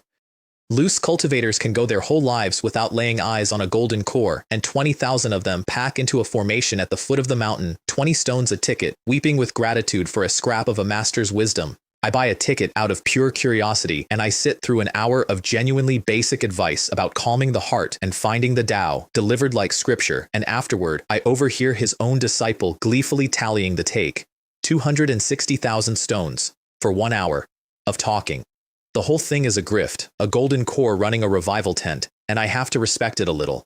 But right before it ends, some trembling loose cultivator raises his hand and asks the question these people are dying to have answered. How could someone like us, no roots, no legacy, one lousy spell to our name, ever reach heights like yours? And Min Yuan smiles and raises 5 fingers and lights them, a fireball technique. The most common spell in the world, the first thing any cultivator learns, murder and arson 101. And in his hand it swells and rises and multiplies until 5 small suns hang over the crowd, roasting, blinding, close enough that 20,000 people flinch back as one and feel their skin tighten in the heat. From a golden core's fingertips, using barely a thread of his power, a beginner's fireball has become a thing that could end a war. Find your own Tao, he tells the crowd, and for that one moment, he isn't a fraud at all. Master even a single spell all the way down to its bones, and a mere fireball can be invincible under heaven. I sit there in the dying heat with the afterimage burned across my eyes. I've got a fireball. I file that away, all the way at the bottom, in the drawer where I keep the things that are going to matter later. There's a darker thing under the surface of that day too, though I only piece it together later. The Sect's leadership has just had very bad news out of the neighboring province. A war that ended in a stalemate centuries ago is stirring again. One of the 3 great sects lost its leader in a raid, and the Myriad Manifestation sect, a fading second-tier power, has decided it needs to harden itself fast. Cull the weak. Squeeze the families under its rule, breed ruthlessness, and the first place they decide to try out their brand new philosophy of cruelty is the one group nobody will miss. The handymen. Us. which is how a routine promotion exam turns into something that kills most of the people who show up. 3,000 handymen crowd into the main square, and 5 Foundation establishment elders come down off the 5 peaks to read us the new rules, and you can feel the mood curdle in real time. No more arena, no more yielding. This year the selection happens inside the 10,000 Beasts secret realm, a walled world seeded with 10,000 first-order monsters. Every one of us gets a talisman jade that maps the place, tracks our life signs, and drags us toward every other talisman within 10 kilometers. 3 days inside, kill the monsters for points, kill each other, and take their talismans for more. After 3 days, the top 100 by score become outer sect disciples. Everyone else becomes a lesson. For a second, nobody breathes. Then it lands, what they're actually being told, and a dozen of the weakest boys break. "I quit," one of them cries out, and others take it up, backing toward the edge of the crowd. "I want to withdraw. I want to withdraw." The sword control peak elder, a hatchet-faced man they call Elder Wang, doesn't even raise his voice. Xiao raises one hand and a sheet of sword key sweeps the front of the crowd, and a dozen boys come apart at the waist in perfect silence, wide eyes still trying to understand the question they died on. "Quit?" Elder Wang says to the pieces of them. "You think the sect selection is a game you leave when it stops being fun? The great Tao has no exits. Only death waits for the ones who retreat." 3,000 faces go the color of ash. Beside him, a beast-taming peak elder, a woman named Mei Jian with a kinder face than the rest, protests out loud, and Elder Wang freezes her with a look and a word, and she goes quiet, and all she can do is stand there and look at us with a pity that scares me more than the sword did. She is already counting how many of us she's about to watch die. Then they open a spinning blue vortex and they feed us into it 100 at a time, teleported to random points across the realm, and some of us are dead before we even find our footing on the far side. I come out of the light into a dense forest, and I do not wait to land. My divine sense is already a full kilometer wide before my feet touch the dirt, a beast-taming seal, already half-formed in my fingers, so when 3 cultivators rise out of the tall grass with frost arrows knocked, I've known they were there since before I arrived. Blue light streaks at me. The Iron Eagle King unfolds off my back like a living shield, and the frost freezes a single feather, and then I stop being prey. A black wind slash opens the first one up. The eagle shifts in the air, drops its fishtail, and takes the second through the spine. The third, an art peak boy named Chen Jin with a genuinely good escape technique, is a speck on the horizon before I can close, and I let him run, because I've got what I need. They're talismans. They're corpses. The corpses go to the beasts, and the beasts pay me 79 essence, and I stand there in the sudden quiet and do the grim clarifying math. There are 3,000 desperate people in here and 10,000 monsters, and every single one of them is, to my system, a deposit waiting to be made. First one down. There are going to be a lot more corpses in this forest than I know what to do with. What I don't know is that up in the outside world, Mei Jian is watching me through my talisman feed, and her eyes have gone wide.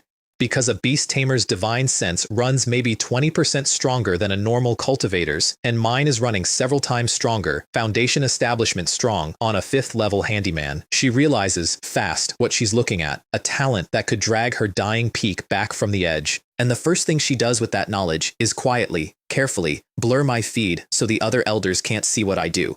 She protects me before she's ever spoken a word to me. Beast Taming Peak has been the weakest peak for a century, always the last to produce a genius, and the first to lose him young, and she is not going to let this one die on a screen for the other peaks to gawk at. I go hunting for the talisman that's pulling on mine, and I find Guanglei instead, covered in blood, running for his life with 2 swordsmen on his tail. One of them's a fast 6th level, and he's nearly taken Guanglei's arm off. I take him with a sneak attack he never sees coming, and the second, a man named Yang Guang, breaks and runs, then thinks better of it and comes back to try me. Xiao fakes a surrender, kneels, weeps, begs, and the instant the Iron Eagle King softens its strike, he lunges with everything he has, a killing thrust straight for the eagle's skull. Xiao would have had it too if my eagle were a normal eagle, but my eagle grows a fishtail. It shrinks and shifts in midair, his blade punches through empty space where a bird used to be, and then a crocodile tail the size of a door comes around and ends the discussion. Next time, I tell the eagle, patting its lowered head, don't stop the attack until I say so, and don't believe a word anyone tells you. I hand Guanglei a healing pill and tell him to hang back, and he looks at me like he's seeing me for the first time. We're the same realm, and we are not the same. Then my divine sense flares, and I yank Guanglei flat by the collar as a blade of sword key carves the air where his head just was, and 3 men walk out of the trees.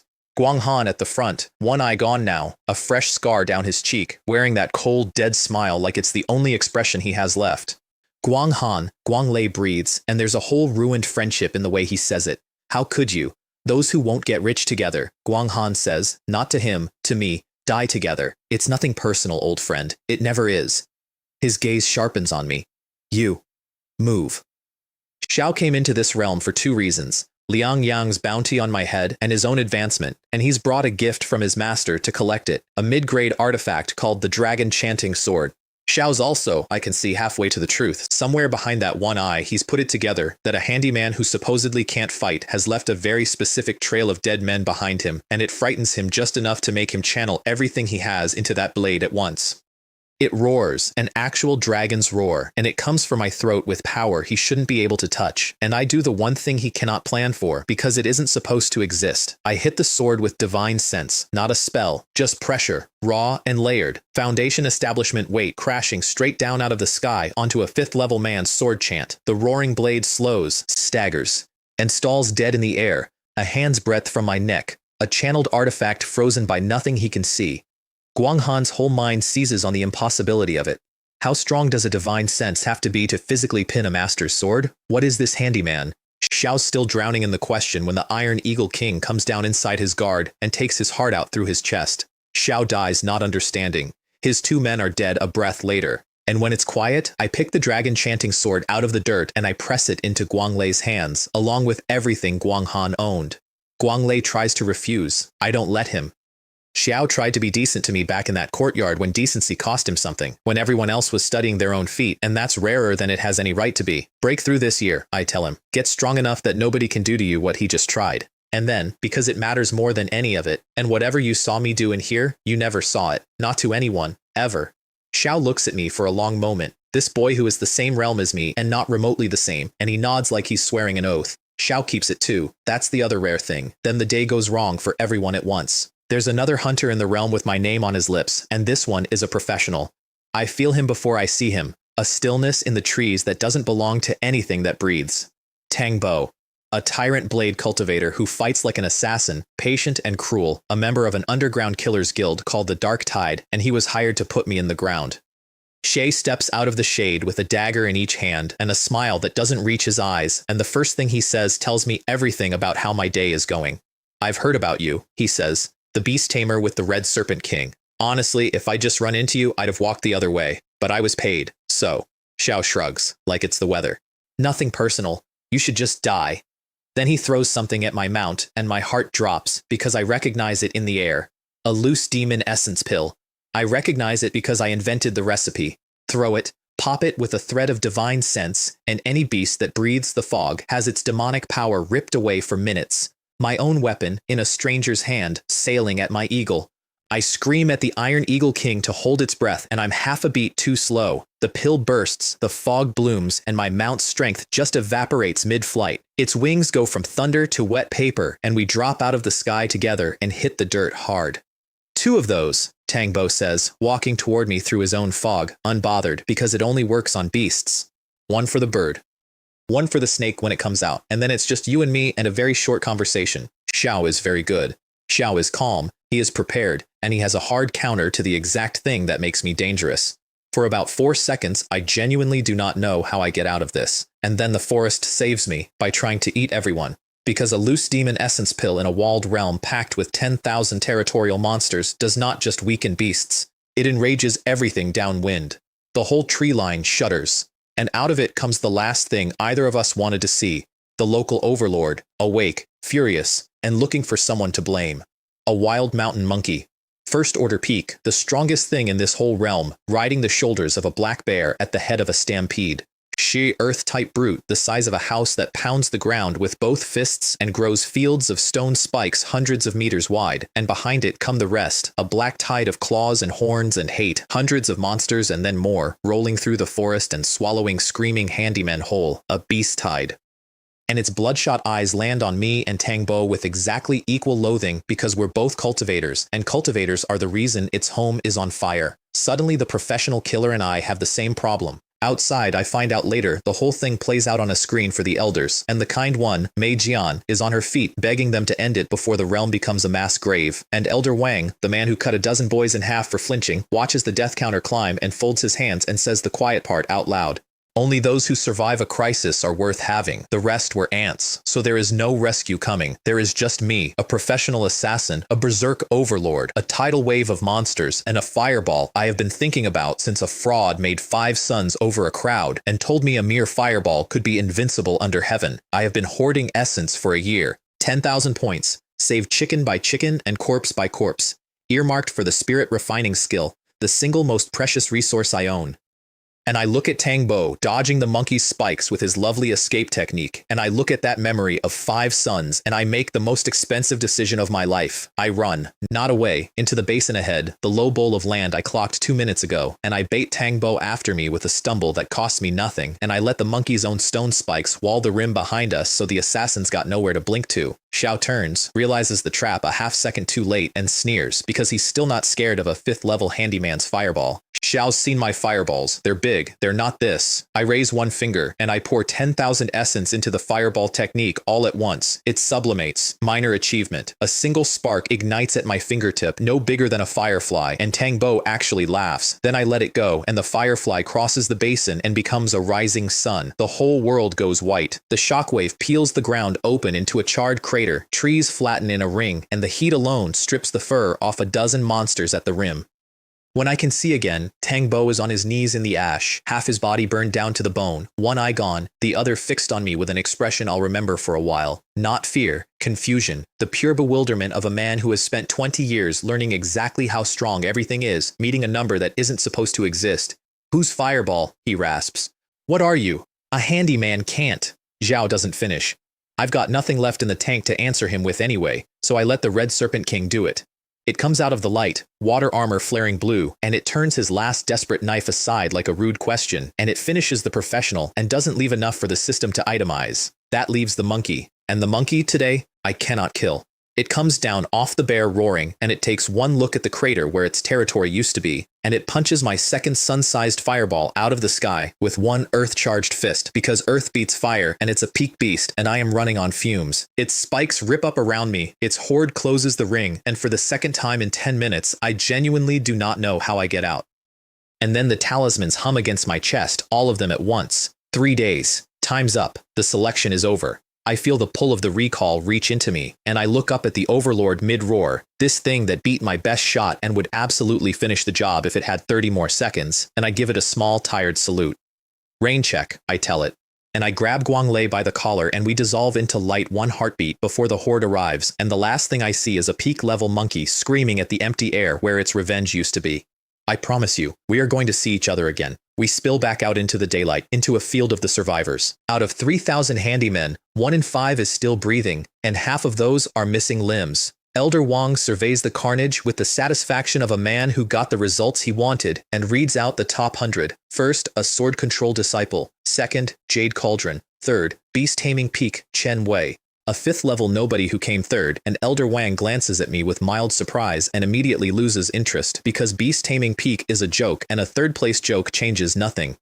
4th place goes to Guanglei, riding the talismans I handed him. Only Mei Jian understands what she actually watched, and she keeps it behind her teeth, already planning to bring me to her master the moment we're clear. I'm an outer sect disciple now. I survived the massacre they built to kill us. And somewhere out there, a swordsman named Liang Yang is going to hear that the handyman he ordered dead just placed 3rd instead. I really hope for his sake that he's more sensible than his brother. Being an outer sect disciple is, after everything, mostly just a nicer apartment. I get my own courtyard on Beast Taming Peak, built into the mountain, sitting inside a spirit-gathering array so thick that a day of cultivation here is worth 3 or 4 down in the servant quarters. I sit inside my own defensive formation for the first time and let a breath out that I've been holding since the vortex. I go through the spoils. Most of the dead handymen owned nothing but lint, but Tang Bo, the professional, had a professional's kit, and buried in it is exactly the thing I've been missing.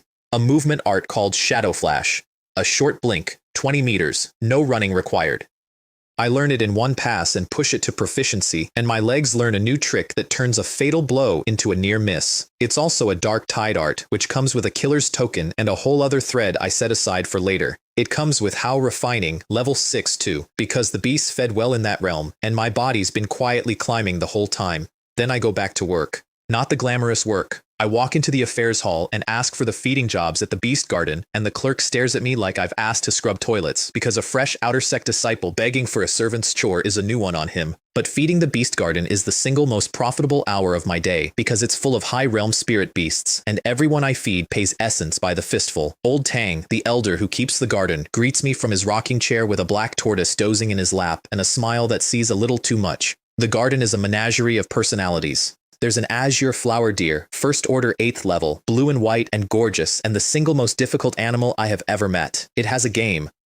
It nods at you, and you have to nod back, and if you get the rhythm wrong, it kicks you hard enough to break bone, and it speeds the nodding up on purpose to watch you sweat. Some days I nod at that deer 100 times before it lets me feed it, and I can guess what every other beast in the garden is thinking 100 times out of 100, but this deer I get wrong 3 times in 10, which for a man with spirit beast affinity is genuinely insulting. I like it immediately. One feeding run pays me 1900 essence. That's worth a dozen spirit chicken gardens, and I nearly lose interest in my chickens on the spot. And old Tang, who could feed these beasts himself, seems very content to let me do it, day after day, while he suns himself and strokes his turtle. Xiao also one afternoon tosses me a jade slip like it's nothing. Some divine sense work, he says. Take it, cultivate it, might keep you alive. It's a spell called the Thousand Thought Sever. You forge your divine sense into a blade and drive it straight into an enemy's soul, invisible, unblockable by anything but a stronger sense of their own.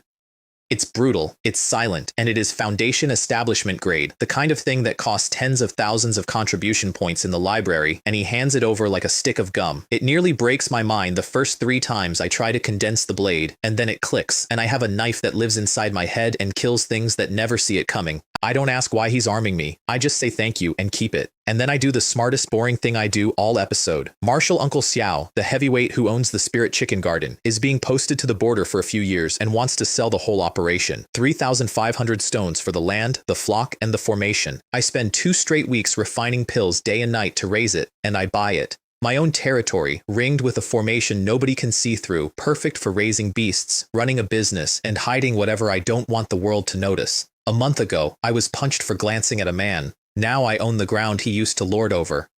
The whole thing runs so smoothly it's almost suspicious, and it is, a little, because there's something going on with old Tang that I can't see yet. After I leave the garden one evening, that black tortoise in his lap lifts its head and speaks in a human voice, complaining that old Tang's pinning his hopes on a how refining nobody. And old Tang taps its shell and answers quietly that this handyman might just be the one who can finally fulfill a contract that even the Peak's dead purple mansion old ancestor never could. A contract nobody has been able to touch in 100 years. I don't hear a word of it. I'm halfway home, counting essence, thinking about pill formulas. There's a much bigger, much sharper storm already gathering out in the world, and it isn't Liangyang, and it isn't the sect, it's my family, and it's coming for them because of me. The letter arrives dark and stiff where a dying man's hand gripped it, carried by a Chen family messenger who nearly didn't survive the trip.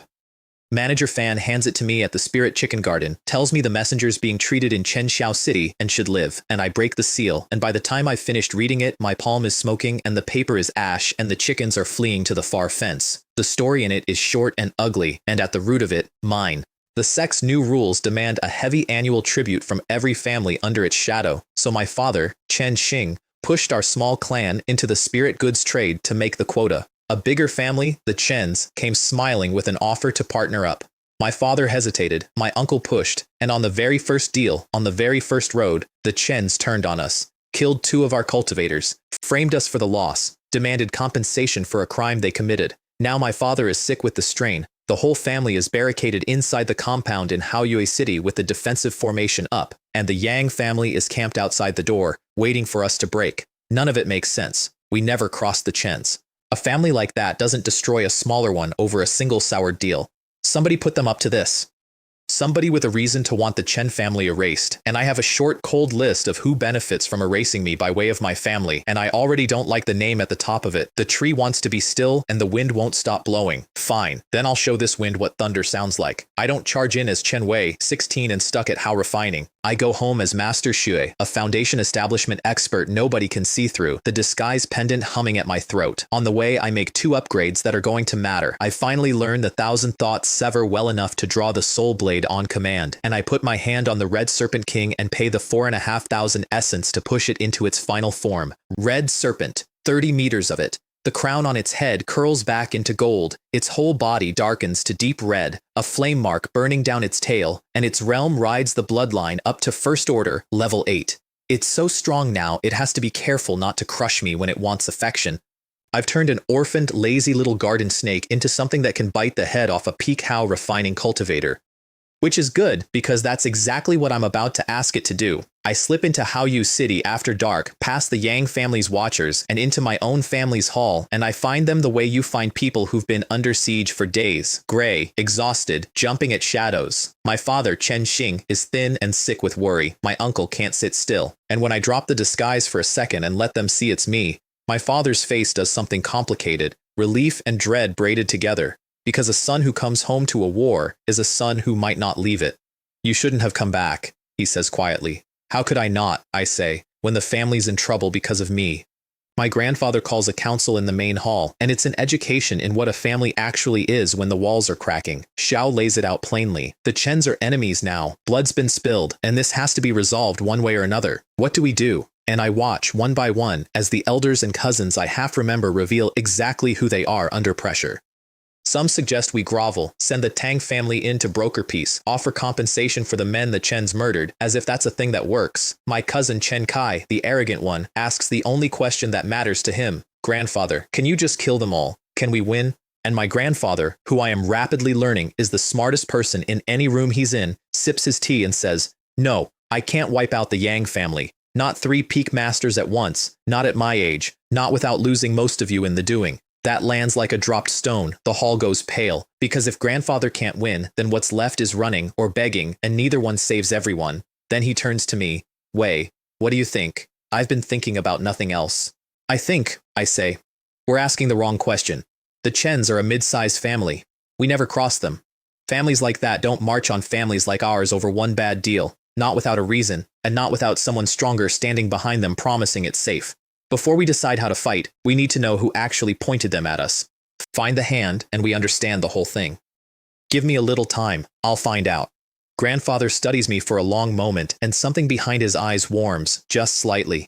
5 days, he says. If you haven't found your answer in 5 days, I take the direct bloodline and we run for Dongyang City, and I deal with the Chens the slow way from there. Go. So I go looking, and I already have a thread to pull because the assassin who hunted me at the selection carried a killer's token from a guild called the Dark Tide, and a guild that sells murder also sells the one thing I need, information. I follow the token's markings to a brothel in the city, give the password at the counter, and get led down into a dark back room where an ancient man sits behind a desk lit by a single candle whose light, cleverly, smothers divine sense so nobody can scan anybody. Buying or selling? The old man asks. I put the killer's token on the desk. Buying. There's still credit on this. I want to know who set the Yang family on the Chen family of Haoyu City. Who's behind it? Xiao doesn't ask how I got a Dark Tide token. The guild only recognizes the badge, never the face. That's the whole point of it. Xiao checks the credit, names a price that makes my teeth ache, 1,500 stones on top of the token because, he says with a yellow smile, this touches one of the guild's own clients, and information about a client costs double. I pay it, because I'm wearing Master Shu's face, and Master Shu can afford to look like he doesn't care, and I come back the next night for the answer. The answer is a single slip of paper, and when I read the name on it, my whole body goes cold and still. Dongyang City, the Lu family, Lu Fei. I read it 3 times. My smiling senior brother, the friendly one, the junior who warned me off a scam class to save me a few stones, the one man in the sect I'd have called a friend. Xiao hired the assassin at the selection, and when that didn't take, he reached into another city, spent his family's connections, and pointed a whole clan at my father's door, all of it aimed at me, all of it because a jealous man couldn't stand that I took the discipleship he wanted. I sit in the dark with the paper, and I feel the last soft thing in me about this world quietly close its eyes. I take the answer to my grandfather. Xiao reads it, and he doesn't rage, and he doesn't despair. Xiao just nods, the way a man nods when the last piece of a puzzle drops into a shape he already suspected. Then it's simple, he says. They're enemies. On this road, it's them or us. When the Chens come, I'll try to kill their peak masters. You'll protect yourself, and when it's done, we'll settle with the Lu family in our own time. Xiao looks at my 16-year-old face with something that is almost pride and almost grief. You've grown, boy. You understand the path to immortality better than any of my own sons ever did. I get home to find I'm not the strongest thing in the Chen family, after all. My grandfather is. Chen Jian. 200 years old, white hair, a face gone youthful and papery the way the very old sometimes get, dying by inches because he never got his hands on a foundation establishment pill and his lifespan is quietly running out. Xiao's spent decades sealed in the back of the compound, breathing slow as a tortoise, trying to last long enough to see one of his descendants amount to something worth staying alive for. Xiao barely knows me. Xiao tried to teach this body's original owner the sword once, years ago, was disappointed, and shut himself away again. Everyone in Haoyu City assumes he's already dead. The Yang family assumed it too. That was their mistake. When their 3 peak Hao refining masters finally crack the compound's defensive formation and swagger up to the door, an old man in a plain white robe walks out into the courtyard to meet them, 3 peachwood swords slung across his back, calm as a lake at dawn, and he asks the Yang family's shining young genius, a 7th-level swordsman named Yang Wei, exactly one question. Was it you who killed 2 of my Chen cultivators? Yang Wei laughs in his face. Old man, so what if it was? You want revenge?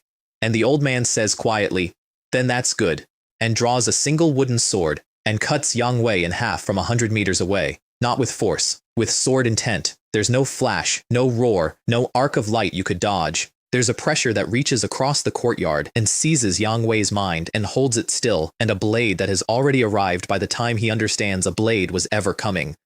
A 7th-level cultivator, the pride of a whole family, dies without seeing the strike that did it, one half of him still gripped in his second uncle's hand, the other half already on the ground. The peachwood sword crumbles to ash in my grandfather's fingers, spent, and he doesn't even watch it fall. And that second uncle, Yang Chun, a peak Hao refining master in his own right, feels his soul scream a warning so loud his legs move before his pride can stop them. Xiao turns and flees, and he doesn't stop to collect his nephew's body because he has just understood a thing the rest of Haoyu City missed. The Chen family's forgotten, dying old man is a sword saint, and you do not linger in front of a sword saint to argue about it. It should be over there. It isn't, because of the name on that slip of paper. Lu Fei. My smiling senior brother panics when his cheap plan runs headfirst into a sword saint because a dead Yang genius is not what he paid for. Xiao can't back out now, not without me eventually learning it was him, so he doubles down. Xiao calls in his own second uncle, Lu Dao, a peak Hao refining enforcer from the Lu family's alchemy branch, and sends him to Haoyue City to finish the Chen family off fast before we can catch our breath and come looking for the hand behind the knife, the hand I've already found. So it becomes a war.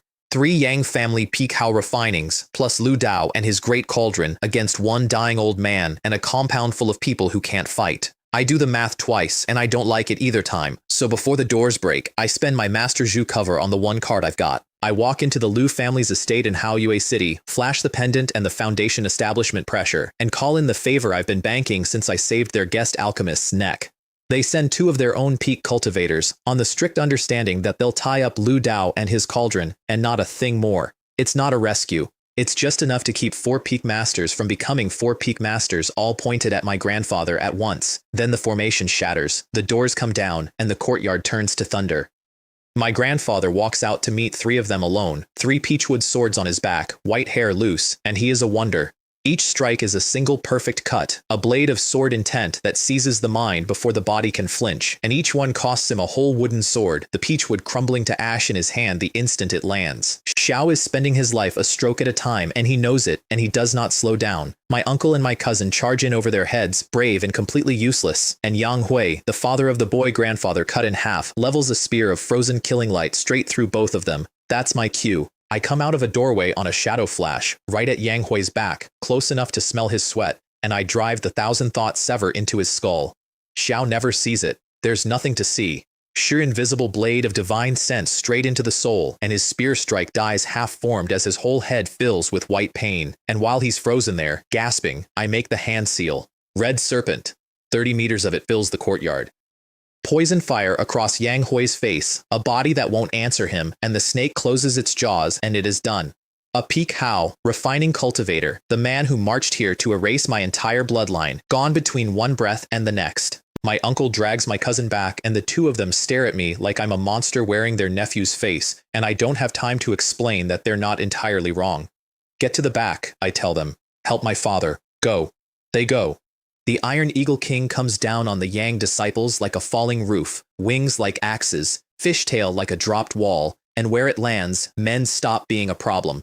The 2 Lu family men lock Lu Dao and his cauldron in a corner and keep him there, exactly as bargained, no more and no less. And my grandfather, cornered at last, out of easy swords, exhausted down to the marrow, faces the eldest Yang brother and his heavy water blade, and does the thing that ends it. Everyone believes a sword cultivator wields a sword. My grandfather wields two. Yang Han braces his whole soul against the blade in the old man's right hand, sure that if he can just weather this one cut, he can grind the dying man down.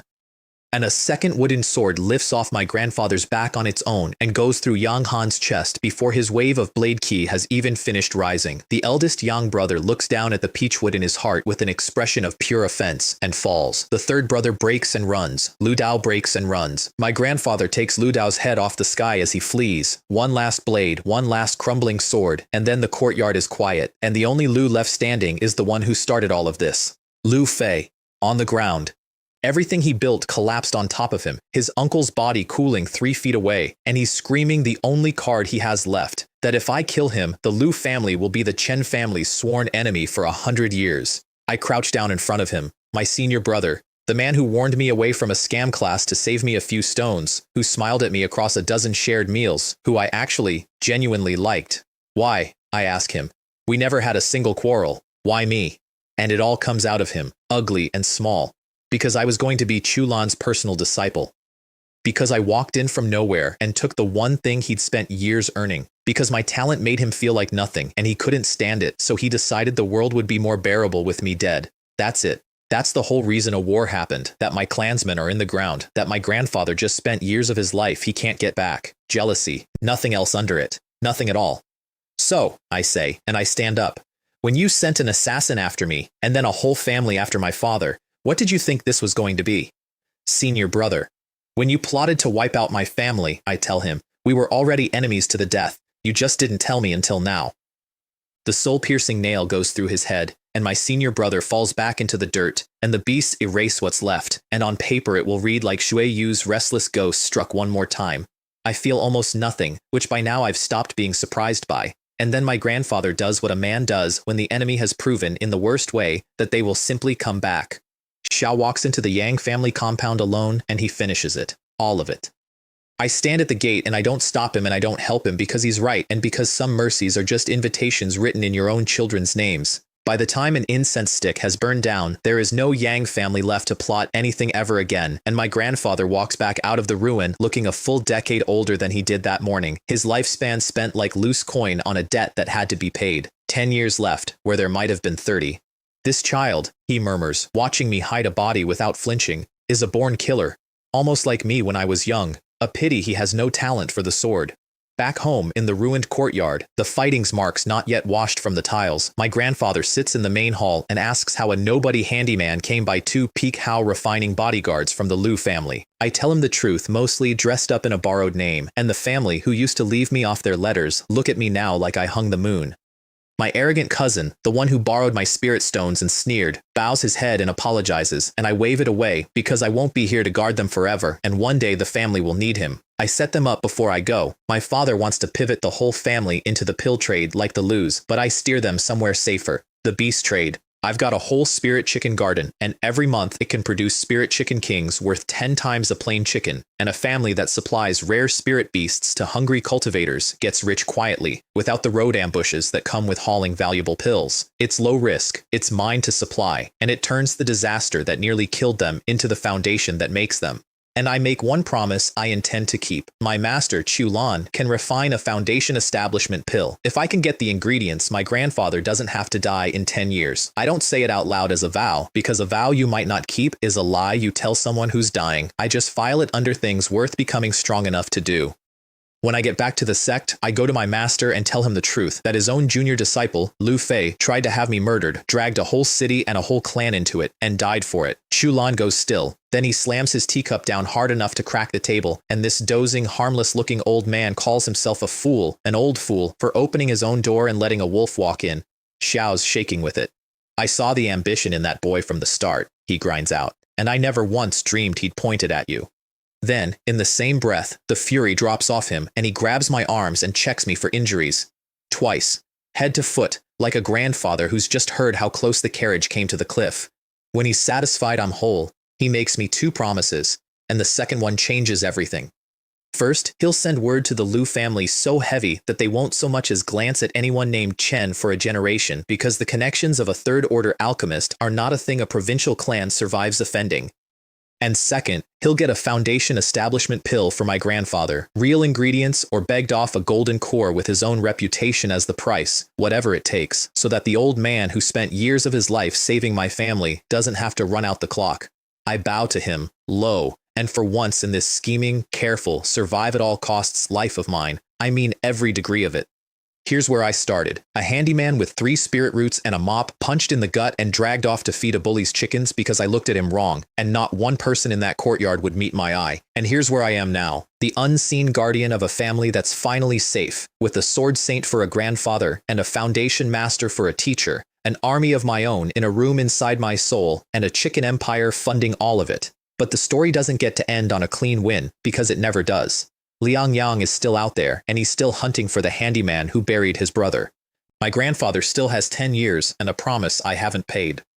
And back on Beast Taming Peak, an old man and a talking tortoise are watching me the way you watch a key turn in a lock that's been rusted shut for 100 years, waiting to see if I'm the one thing that can open a door nobody living has ever opened. I don't know about any of that yet. Right now, I've got chickens to feed, pills to sell, and a competition to win. Life on Beast Taming Peak after the war is almost embarrassingly good. Nobody bothers me. There are barely any disciples up here to begin with, and the ones there are kept to their own courtyards, fussing over their own beasts. I spend my mornings between the spirit chicken garden and the beast garden, and my afternoons in a pill room, and the essence rolls in, and for the first time since I woke up in this body, I have the rarest luxury a cultivator can own: boredom. I put it to use. The Iron Eagle King finally hits first order, 7th level, and I push it into its complete form. The black iron feathers burn away and grow back gold shot and gleaming, sharp enough to hurt your eyes in the sun, and a single gold plume stands proud on its crown. Golden-winged eagle now, 2nd-order material, a bird that could rival a foundation establishment cultivator with the right food. It celebrates by hardening its whole body thanks to a rhinoceros I'll get to, and letting the red serpent slam a tail into its skull and not moving an inch, and the poor snake sits there sucking its own bruised tail while its little brother preens. The rivalry has become the defining relationship of my inner world. The snake is a genius who naps. The eagle is a plotter who never stops. Every time the eagle outtrains it, the snake makes a solemn vow to work harder, which lasts about a day. Every time the snake gets a bigger reward, the eagle rededicates itself with the shining eyes of a scholarship student. They are, in the most literal sense, a bad influence on each other, and I have completely given up trying to referee it. I do try to give them names, real names, because red serpent and golden-winged eagle feel like calling your children boy and girl. I suggest snake big and eagle too. The snake recoils in horror. The eagle raises its wings in formal protest. The 3 of us spend an entire night failing to name anyone because it turns out all 3 of us are catastrophically bad at it, and in the morning I give up and go back to red serpent and golden-winged eagle, and we never speak of it again. Old Tang hands me one more gift around then, and this one isn't a spell, it's a formation. The Spirit Beast 4 Extremes Formation, a combined attack technique invented 1,000 years ago by one of Beast Taming Peak's golden cores, a man who reportedly used it to hold off entire armies by himself. 4 beasts, 4 elements, my divine sense as the frame that binds them into something bigger than the sum of them. It's a golden core technique, the kind of thing that would cost a fortune in contribution points if it existed in the library at all, and Old Tang flips it to me across the garden like he's handing me a snack. I take it home and try to teach it, and I discover the catch, which is that my beasts don't have to resonate with me, they have to resonate with each other, and that turns out to be the single hardest thing I have ever asked of them. I stand the snake in the fire position and the eagle in the metal position and tell them to feel each other, to lock their demonic power into the frame of my divine sense, and the snake stares at the eagle, and the eagle stares at a leaf drifting down off a tree, tracking it with the total absorption of a creature that has already forgotten what we're doing. 2 full nights, and I have gotten them exactly as far as standing in the correct spots without wandering off.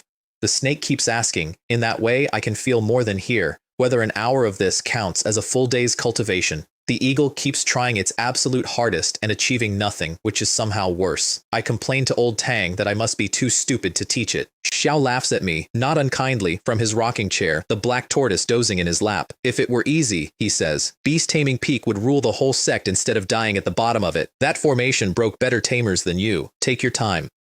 You're young. And then he looks at me a beat too long. the way he started looking at me lately, like a man watching a key he thought he'd lost being fitted, slowly, into a very old lock. Whatever it is he's waiting to see, he still hasn't told me, and I've stopped asking, because a man who gives away golden core techniques like snacks has earned the right to keep his secrets a while longer. Meanwhile, the Beast Garden keeps me humble because the Beast Garden has the azure flower deer, and one afternoon, it teaches a lesson to a disciple named Xiao Kai that I enjoy more than I should.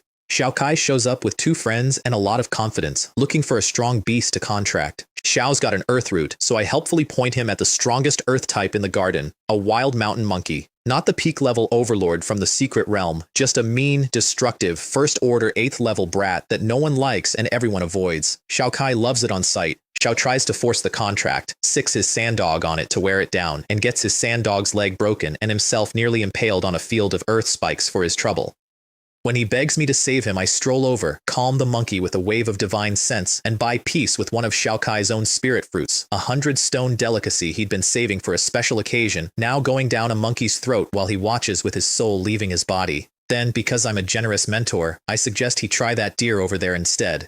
Xiao Kai's eyes light up, and then a killing intent so vast and so casual rolls off the azure flower deer that the man nearly drops to his knees, sweating through his robe, his face gray, before the deer snorts and turns its face away as if he isn't worth the effort. Xiao makes his excuses and leaves at speed, and his friends trail after him bewildered, and the deer gives me a look of deep, smug satisfaction, and I have to turn around so it doesn't see me laughing. That deer, by the way, has been getting clingier. It insists I brush its coat and massage its legs before it'll deign to be fed, and it has started watching me leave with an expression I can't quite read, and when I once jokingly offered to let another tamer contract it, the wave of murder it sent my way could have flattened a house.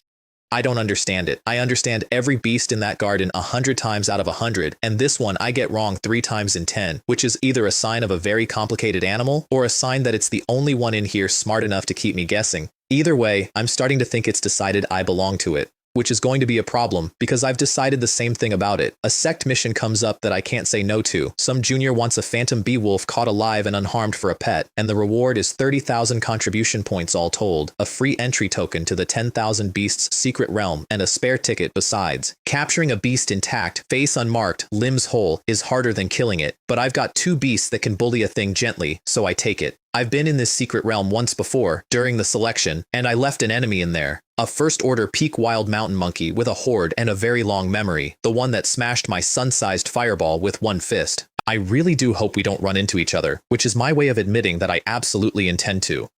The phantom bee wolves are the easy part, though easy is doing some work in that sentence, because the whole trick of the mission is that I have to bring one back gorgeous, face unmarked, limbs whole, alive and unbroken, because it's meant to be some junior's pretty pet, and a pretty pet with a dented face is a failed mission, which means I can't just kill the thing. I have to win, gently, and gentle is not a word that comes up much in my line of work. I find 3 of them in a frozen valley, wind types, fast and slippery, with a needle tail that stabs illusion and poison into whatever it touches, so I don't fight them fair. I flick open the absolute fan and split the pack with a gust, peeling the 2 throwaways off from my target, and then I let my beasts do the delicate work I can't. The red serpent wades straight into the illusions and the poison behind its water armor, shrugging off tricks that would have any normal beast foaming and blind, and holds the 2 decoys in place. And for the one I actually want, I don't send claws. I send pressure, a hard shove of foundation-level divine sense straight into its little mind, and it drops mid-leap, lights out, not a mark on it. The golden-winged eagle scoops it out of the air like an eagle plucking a sleeping chick, careful as a mother despite being a giant metal murder bird, and lays it neatly into a beast bag. Face perfect, limbs whole, mission complete in one clean move. Then I collect the 2 dead ones off the frost too, because a first-order corpse is worth a few hundred stones at the pavilion, and I did not claw my way up from a single stingy spirit coin by leaving money lying on the ground. Then I go shopping for trouble. I want a black striped rhinoceros, a herd beast with skin like a wall, and a talent for hardening its own body, exactly the trait my glass cannon eagle is missing. I stalk one to a watering hole, hit it with everything at once, and it's a grind, because a rhino at first order 8th level is a moving fortress, and its herd is close enough to hear a scream, so I cut it short. I throw a loose demon essence pill, the same design that professional used to try to kill me, and detonate it in the rhino's face, and its strength drains away, and the beasts drag it down. Beast bag, and run, because the herd has already heard, and a rhino herd runs faster than I do. Which is exactly what I was hoping for. I lead a thundering wall of enraged rhinos on a 3-kilometer chase and steer it, deliberately, into a territory I remember very well. The wild mountain monkey's front yard, and up in its favorite tree, the overlord that's been nursing a grudge since the day I burned its fur off wakes to the sound of an invading army, sees me at the head of it, and its eyes go red. You look excited to see me, I tell it, riding the golden-winged eagle just out of reach. I'd feel rude showing up without a gift. The gift is a rhino stampede and a second loose demon essence pill, thrown right as the monkey's fist comes for my head, so its fist finds a shadow flash afterimage and its lungs find a face full of the fog that stole its power once before. It knows this trap. It's furious that it fell for it twice. It buys itself time by ripping up its earth spikes, and the two overlords, the poisoned monkey and the maddened rhino herd, tear into each other while I circle overhead and pick my moment. Because this is the rematch, and this time, I brought the terrain. The monkey is a peak beast and earth beats fire, so my snake alone can't finish it, and last time it swatted my best fireball out of the sky with one punch, so I don't rely on the fireball. I let the rhinos wear it down. I let the fog rot its strength, and when it's staggering, poison sick, ringed by its own dead minions, I drive the thousand-thought sever straight into its soul, an invisible blade it never sees, and while its body locks up mid-roar, the soul-piercing nail goes through its skull. The overlord that chased me to the edge of the selection, the one I couldn't touch that day, falls out of the sky and doesn't get up. I scoop the corpse into my system space, tip that imaginary hat one last time, and let the golden-winged eagle carry me clear while the rhino herd, having lost the thing that used to hold this ground, turns on everything left standing and the whole forest goes to war behind me. I dig a hole somewhere quiet and heal up. My snake's a mess this time, scales cracked, close to real death because it took the monkey's earth-charged fists head on so I wouldn't have to.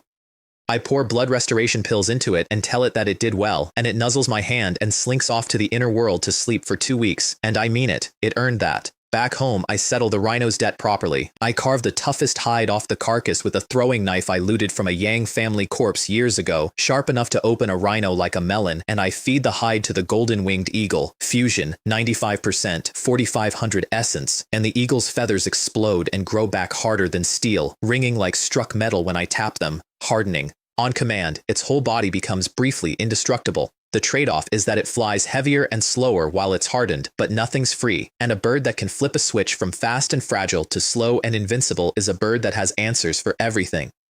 The first time it tests the new trick, the red serpent, freshly patched up, whips a tail into its hardened wing out of pure reflex and immediately regrets everything, hissing and shoving its own stinging tail into its mouth while the eagle stands there, unbothered as a mountain, a faint white scuff already fading from its feathers. And I watch the snake's face fall as it does the math, the exact same math it does every time its little brother pulls ahead, and I watch it renew the exact same vow it never keeps. I'm going to work harder. This time I mean it. This time for real. Sure you will, buddy. Sure you will. I decide it's time to make the deer official. I've had my eye on it for a while. It's wood type, it can fight, and that intimidation aura is a control technique that could lock down a stronger enemy in a heartbeat. I have a heavy-hitting snake and a fast eagle. What I don't have is a controller, and the deer is the best one I've ever seen. So I ask old Tang, half expecting a fight, and he just waves a hand. 20 years that deer's been in his garden, too proud for anyone to tame, a waste of feed. If it'll go with me, it's mine. Take care of it. The hard part isn't old Tang. The hard part is the deer, because you cannot force a beast that strong and that clever. You have to be asked. So I don't force anything. I brush its coat, I rub its legs, and I tell it the truth. It spent 20 years alone in a walled garden because it kept waiting for a tamer good enough to be worth leaving for, and here I am. I remind it what I did for a lazy orphan snake, which is now 30 meters of legend. I promise it the same, and I watch it want to say yes and refuse to say yes too fast, because old Tang once told it that a beast won too easily is a beast not cherished, and it has clearly taken that to heart, so I cheat. I glance over at that ugly wild mountain monkey and say, out loud, that if the deer won't come, I suppose I'll just have to contract the monkey instead. The deer nearly kicks me into next week. Absolutely not. Over its dead body. It's yelling at me before it even realizes it's just admitted it wants to come, and I laugh, and it huffs, mortified, and then it lowers its proud head and nods, and I set the mark in its soul, gentle as I can, and just like that I've got a third beast in my inner world. I introduce it to the family. It sizes up the golden-winged eagle, all that gleaming gold and muscle, and lets out one small pulse of that intimidation aura, and my mighty second-order Skylord immediately shrinks and lowers its head and agrees to call the deer Big Sister. The deer is delighted. I put my face in my hand because the eagle is objectively the strongest thing I own, and it just got demoted to youngest child by a deer, and I realize what I've actually done. I've contracted 2 beasts during the How refining stage, which is unheard of, and this deer, this proud, gorgeous, impossible deer, worked all of that out, and the number it landed on, the thing it can never unknow, is that it isn't my first pet. It isn't even my second, it's the third, and it will be reminding me of that, I suspect, for the rest of both our lives. Around then, I finally do the thing I've been saving essence for since the beginning. 100,000 points, hoarded chicken by chicken and corpse by corpse for the better part of a year, dumped all at once into the spirit refining skill. My divine sense blows outward like a held breath finally let go. 2,000 meters. 4. I can feel every corner of the spirit chicken garden. 6,000. And I can feel things I have no business feeling, and I'm starting to worry, because power that comes this easy sometimes hides a crack in the foundation. But there's no crack. It just keeps expanding, clean and effortless, all the way to 10,000 meters, a full sphere of awareness 10 kilometers across, and for one dizzy second, I feel myself thinning out across all of it, like my soul is trying to become the size of the sky, and I have to yank it back hard before I lose track of which small warm point of it is actually me. Spirit refining skill, minor achievement. My divine sense is now, by any honest measure, golden core level, a 17-year-old handyman at the 7th level of How refining, with the senses of a golden core true person. Do you understand what that does to my disguise? Before, the pendant made me look like a foundation establishment master, but a real master might squint and catch the lie. Now I don't need the lie to be good, because the truth underneath it is already absurd. My senses reach as far as a golden core's.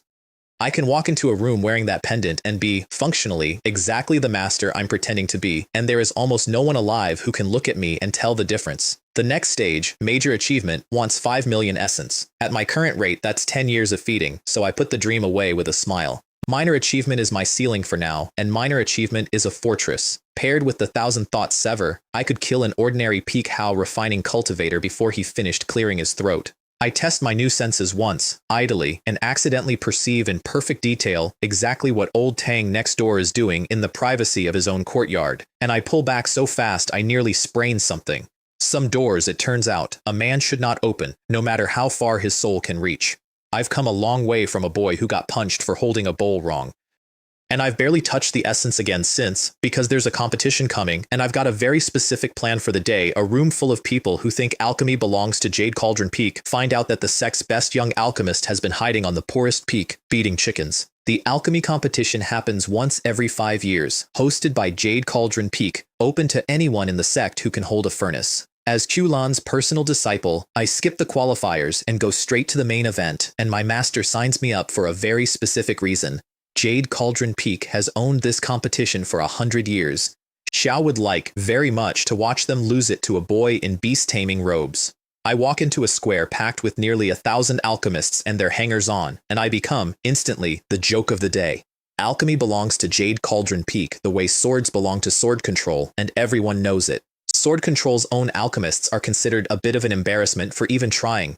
And I'm from the peak below that, the dying one, the Punchline Peak, and I've walked into their contest in Beast Tamer Grey. The whispers don't even bother to be whispers. Is that beast taming robes at the alchemy competition? Ha! What's he going to do? Feed the furnace a chicken?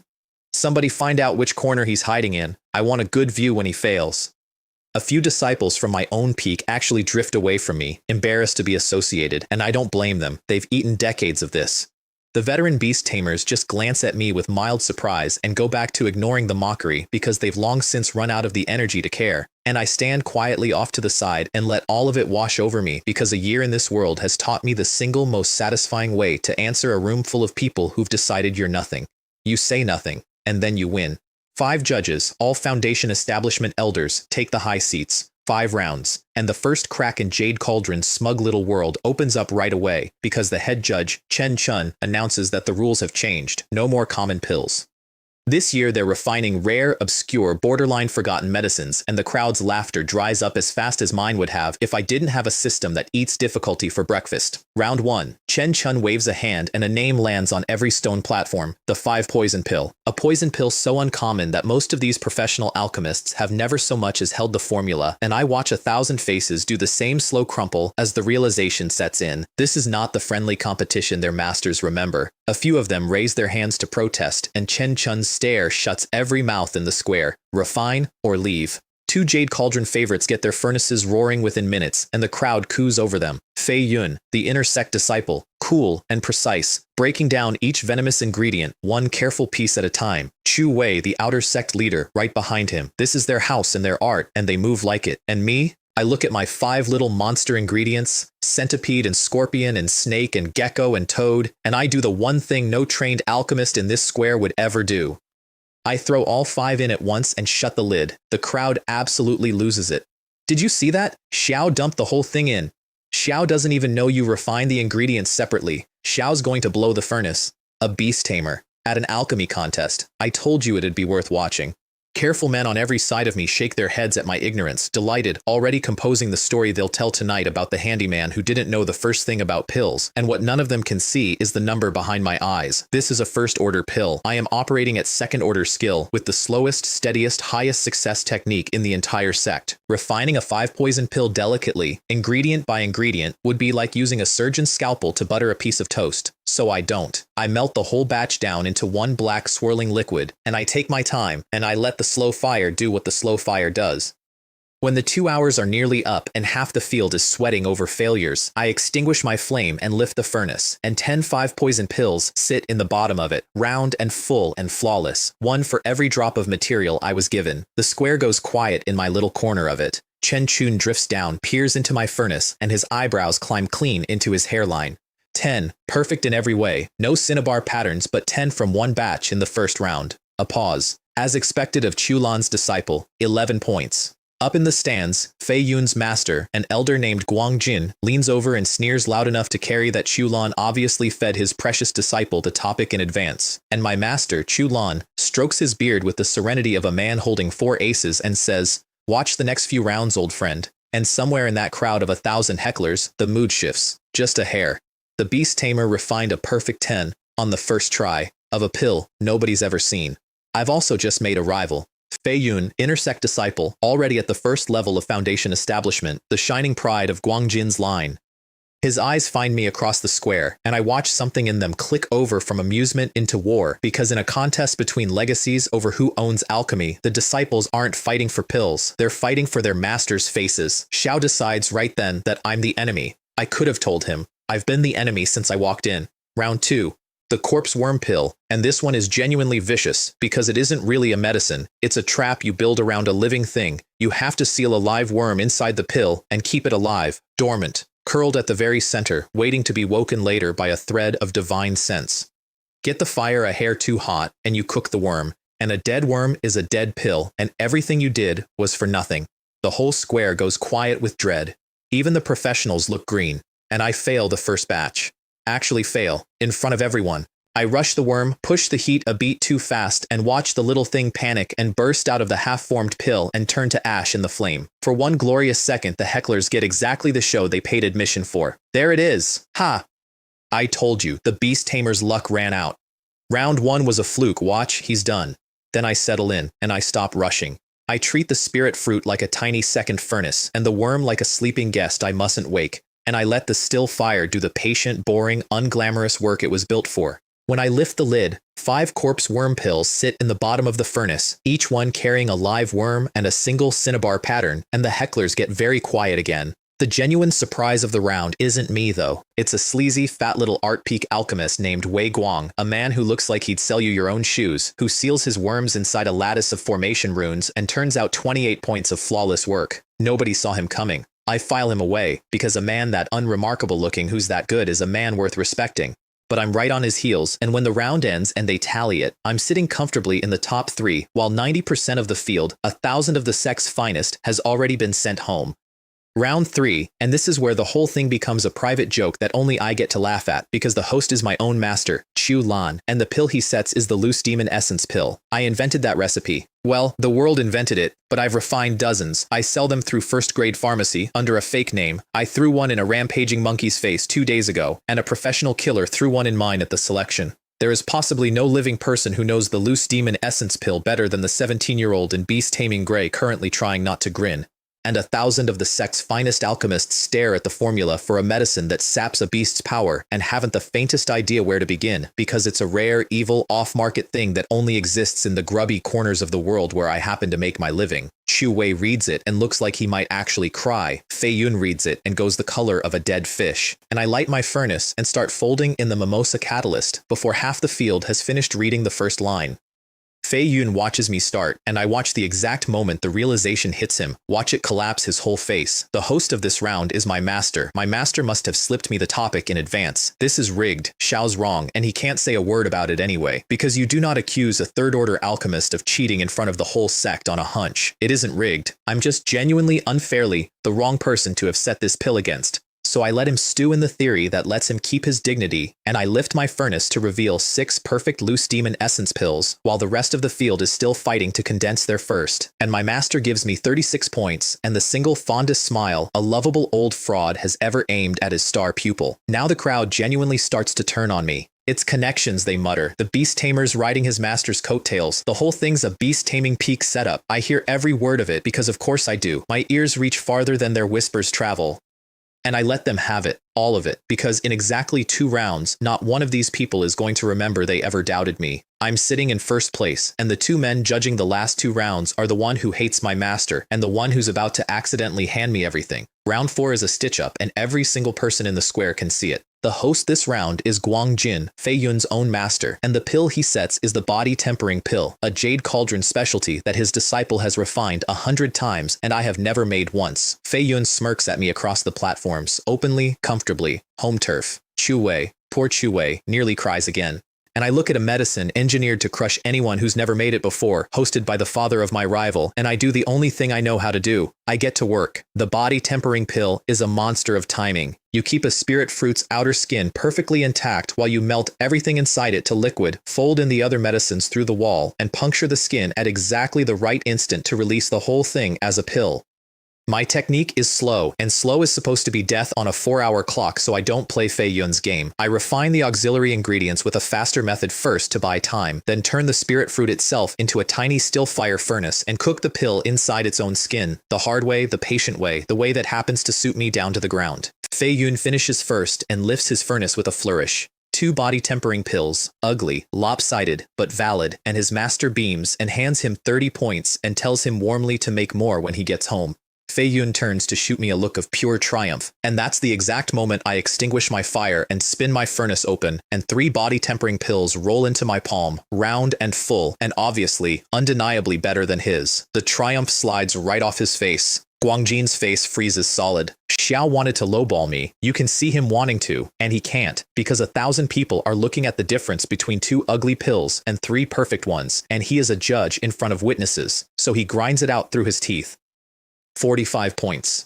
And then because he can't help himself, the disciple is clearly better than his shabby master. A dig at Chu Lan, delivered sideways at me. I bow very low. You're too kind, elder.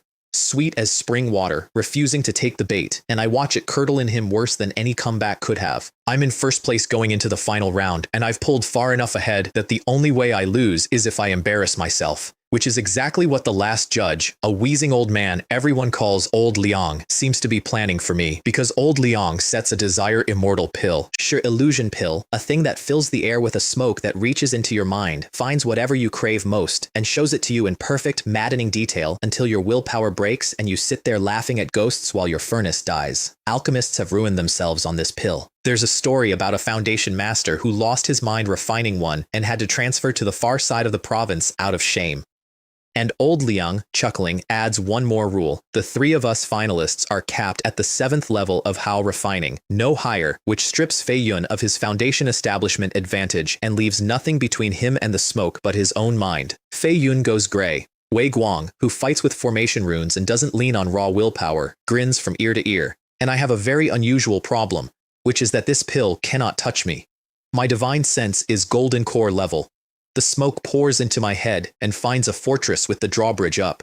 I can see every illusion it conjures in perfect detail, and I feel exactly nothing. The pill isn't my problem. My problem is the opposite. If I sit here stone-faced and serene while a Foundation establishment prodigy fights for his sanity 10 feet away, some sharp-eyed elder is going to start wondering exactly how strong a 7th-level handyman's mind has any right to be, which means to hide how strong I am, I have to pretend to be losing. I have never done a worse job of anything in my life. I sway, I mumble.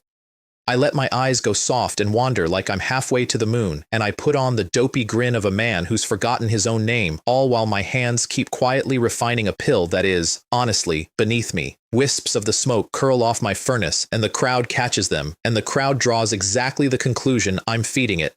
Look at the beast tamer, he's gone. Ha! Xiao held out all day and the last pill broke him. Pay up, I told you. Poor kid. Threw away first place at the finish line. They start counting me out. They start betting against me. The underdog cracked at the last hurdle. What a shame. How funny. And I keep drooling and swaying and let them have every bit of it, because in about 10 minutes, it's going to be the best money any of them ever lost. And then they turn to watch Fei Yun, and Fei Yun has genuinely, spectacularly, career-endingly lost. His purification talisman peels off his back in the smoke, and without it, he is just a man drowning in his own hungers with the whole sect watching. Xiao starts to laugh. Shai starts grabbing at things that aren't there, calling out to phantoms, promising them the moon, and then he's up on his feet with his robe half off, roaring with delight and raising an empty hand to toast an audience of ghosts. Come here, all of you, come here, it's all mine, ha ha ha. His master lunges out of the stands to stop him, and my master, delighted beyond words, lifts one lazy hand and stops Guangjin cold. The round isn't over, old friend. If you touch him now, you disqualify your own boy, and it would be such a shame to waste those pills. So Guangjin has to stand there, gray as ash, and watch his prized disciple perform for the void. Old Liang watches too, chin on his hand, murmuring to no one that alchemy tests the heart long before it tests the hands, and a man who can't hold his own mind has no business chasing immortality. And out in the crowd, grinning inner sect disciples pull out recording stones because a rival's public meltdown is a treasure that appreciates forever, and Fei Yun's dignity dies right there on the stone platform, saved for posterity in front of the entire sect. Wei Kuang, buried under a wall of his own protective runes, keeps his head down and grinds his pill to completion. 8 Desire Immortal Pills, a genuinely strong showing, and old Liang gives him 92 points, and just like that, the sleazy little formation tinkerer from Art Peak has vaulted over the broken prodigy of Jade Cauldron into 2nd place. And then 1,000 people remember the swaying, mumbling beast tamer and turn to find that he's stopped swaying. I gather the fire, fold the smoke back down into the furnace, seal it, and let the whole thing take shape under one clean pass of still fire. When I flip the lid, 10 Desire Immortal Pills roll into my palm, each one round, bright, and perfect, and the silence that falls over that square is the sweetest sound I've heard since I got to this world. Old Liang shuffles over, plucks one up, and his ancient wrinkled face goes rosy with pure joy. 10, 10, all perfect. No cinnabar pattern and I don't care. The potency doesn't need one. Xiao beams at me like I've handed him back his youth. 150 points, you little rascal. 150. The single highest score of the entire competition.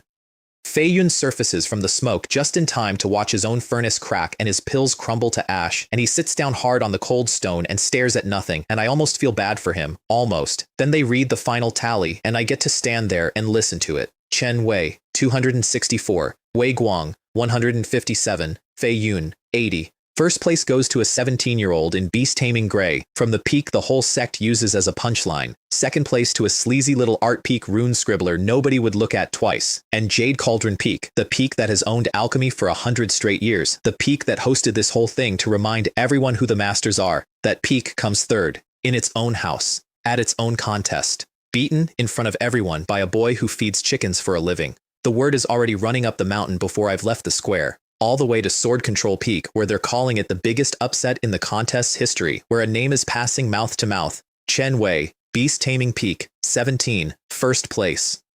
Somewhere up there, my old senior brother Guang Lei will hear it and grin, and somewhere else, a man is about to hear it and reach for his sword, and my 264 points convert into 26,400 contribution points, which is, at long last, enough to gather the main ingredients for a Foundation establishment pill. My grandfather's 10 years just tilted, quietly, in the right direction.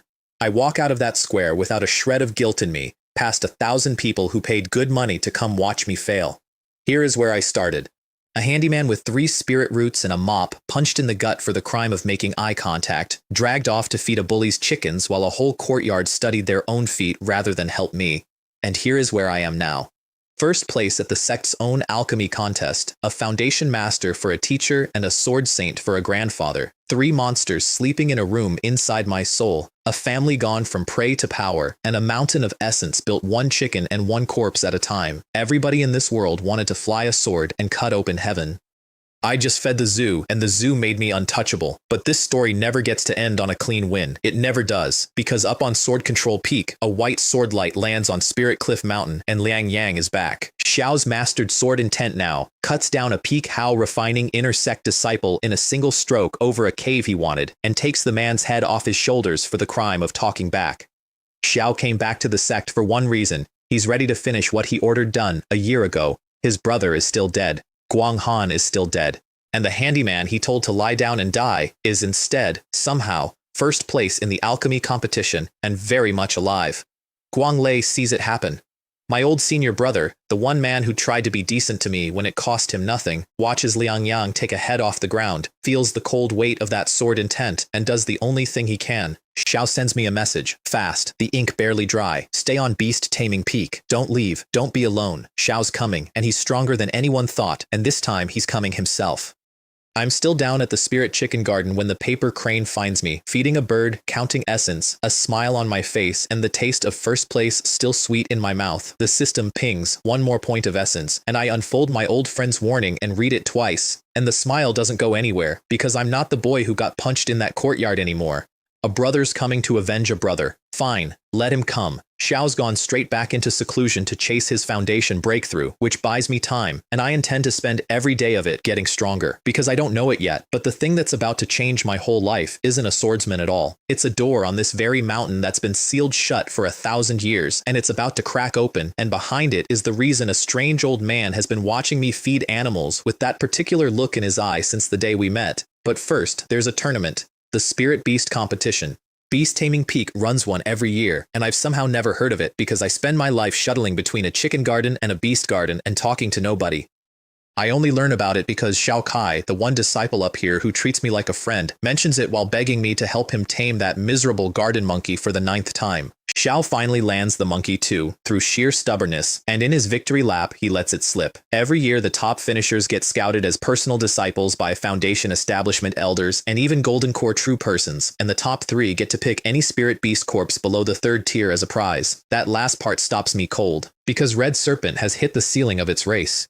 To push it further, I need to feed it the blood of something rarer than anything the market sells, and I've been hunting for exactly that for months with nothing to show. A tournament that hands the winner a rare bloodline is a tournament I am absolutely going to win, so I go sign up and I collect an enemy for free on the way in. At the affairs hall, there's a sour veteran named Shi Qiang, pushing 40, stuck at Hao refining 8, taking his whole disappointing life out on a nervous younger disciple named Manhwa, calling him trash, telling him to quit before he embarrasses himself. I don't love bullies. I've been on the wrong end of enough of them, so I step to the counter, register over Shi Qiang's head, and when he snaps that I've jumped the line, I tell him mildly that a man who hasn't even registered yet is in no position to lecture anyone about the rules. Xiao goes purple. Xiao signs up out of pure spite, promising to teach me a lesson inside the valley. Manhua thanks me quietly, well-mannered, grateful, and I get a look at his beast, a well-raised first-order snow leopard, and think, good, the kid's got a real shot. What I notice more, at the mouth of the valley the next morning, is his other beast, a concealing heart fox, snow-white, silky, a rare thing from the northern mountains with a folk reputation as a child-stealing ghost, and the moment it lays eyes on me, it forgets its own master entirely. It rubs its little paws together and strains toward me, wanting nothing more than to climb up onto my shoulder, because for reasons it couldn't explain, it has decided I smell like home, like something safe and warm and familiar from a snow-capped mountain it's never seen. Manhua laughs and says it likes me. I laugh it off, blame my handsome face, and don't think much of it. I should have, because I'm going to spend the rest of the day learning, the hard way, that beasts are drawn to me for reasons that go a lot deeper than a pretty face, and that there is a very, very old creature in this valley about to feel the exact same pull. Then I go home and do my homework, because I do not enter fights I haven't already won on paper. I feed the beasts, and I finally break through to Hao refining, level 8, the last big wall of the whole realm. And I do the one thing I've been putting off because it hurt to look at the price. I transform the deer. 42,000 essence. 42,000 when the snake and the eagle each cost a few thousand, and I actually wince as I spend it. But a 3rd tier bloodline is a 3rd tier bloodline. Light floods off her, the blue and white porcelain patterns bloom into full color, her antlers lengthen, and where an azure flower deer stood, there's now a colorful star deer. Her mind attacks strong enough that a peak-how refining swordsman would think twice before meeting her soul stomp. She examines her own new coat, delighted, and looks up at me with an expression of pure smug pride, as if she did any of this herself, and I put my face in my hand, because of course she does. It was my essence. It's always her achievement. The proud, impossible third-place deer. I wouldn't trade her for anything. The morning of the tournament, I walk into the fog at the mouth of Yuntai Mountain Valley, and I have no idea that I'm about to meet the oldest secret on the mountain. 69 beast tamers signed up, and the fog is the first opponent. Yuntai Mountain Valley sits wrapped in mist year-round, and inside it the mist wrecks vision and divine sense both, so most of these tamers are half-blind the moment they step through. The rules are simple. Somewhere inside are hidden platforms called cloud platforms, safe islands in a valley full of danger, and if you can hold one alone for the time it takes an incense stick to burn, you pass. No artifacts, no talismans, just you and your beasts.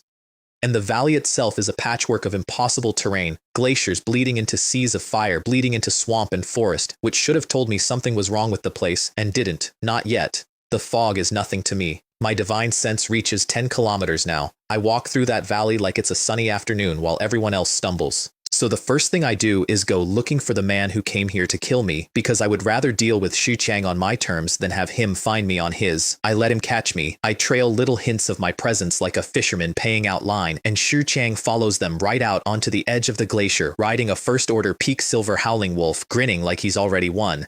"Kid, I've got you now." And he sets his wolf howling, and a column of sound rips across the ice at me, shattering trees, throwing up snow. A sonic beast. Nasty. It locks onto your breath, so you can't just blink away from it. So I don't dodge it, I answer it. Red serpent. My snake comes out of the light 30 meters of coiled muscle, flares its water armor blue, and takes the sonic blast head on, its whole body bowing like a drawn bowstring and snapping back, barely bothered. Xu Chang gapes. A fully evolved red serpent in the hands of a teenager. Xiao starts doing the math on what my snake's corpse would sell for, which tells me everything about what kind of beast tamer he is. Xiao calls a second beast a wind cloud goose and crows that it's 2 against 1, and I call 2 more. Golden winged eagle, colorful star deer, come play with him. The eagle lands gleaming and proud and holds that pride for exactly 1 second before the deer glances at it and it wilts and lowers its head like a scolded child.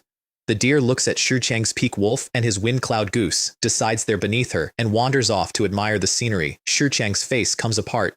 Why do you have 3? How does a how refining cultivator contract 3 beasts of this quality? Because my inner world is the size of a golden cores and you have no way of knowing that, is the answer I don't give him. I barely lift a finger the whole fight. I use it to test my beasts, honestly, the way you'd take a new sword out to a practice dummy. The eagle's fishtail folds his wind cloud goose out of the sky in a single strike, and it does it more cleanly than last time because it's fought a goose before and learned. My snake, a month of getting bullied by the deer's soul stomps burned into it, does something clever I didn't teach it. When the wolf's sonic howls come for its soul, it curls into a tight ball with the slick water armor on the outside, so the sound has to grind through layer after layer of snake to reach the center, and by the time it gets there, it's spent. Then my 30-meter snake simply outmuscles a peak wolf into the ice, because raw strength is raw strength. Xu Chang, who came here to teach a teenager a lesson, ends up being lectured by me mid-fight about controlling his second beast better, and the humiliation of that lands harder than any of my strikes. And when he cracks, screaming, and reaches for the worst thing in his arsenal, I actually stop and pause to watch, because I've never seen it done. Blood sacrifice. Xiao punches his own chest, spits a mouthful of his own life essence into his wolf, and the wolf swells red-eyed and monstrous and comes at my snake like a missile. It's a forbidden, evil little technique, the kind a real beast tamer would never touch, because it burns your beast's life to buy a moment of power, and the cost lands on you when it dies. And I just look at the deer. She doesn't need the order. She lifts one delicate hoof and sets it down on the ice, and there's no thunder, just a clear, cold ripple. Soul stomp.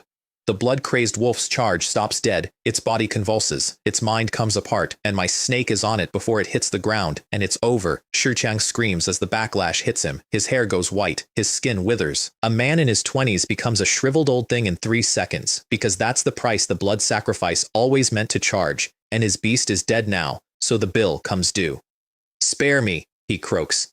"You can't kill me, it's against the rules, you'll be punished." Beast taming, I tell him, and I mean it, is about cherishing the beast that trusts you. Not burning it up because you were too weak to win honestly. Xiao was never going to be anything. I flick a glance at my snake, and the snake herds him, screaming, toward a glacier beast's den, and the valley takes care of the rest. Maybe next life, I say, and I don't think about it again. This world is a butcher's yard. A dead bully is barely a footnote in it.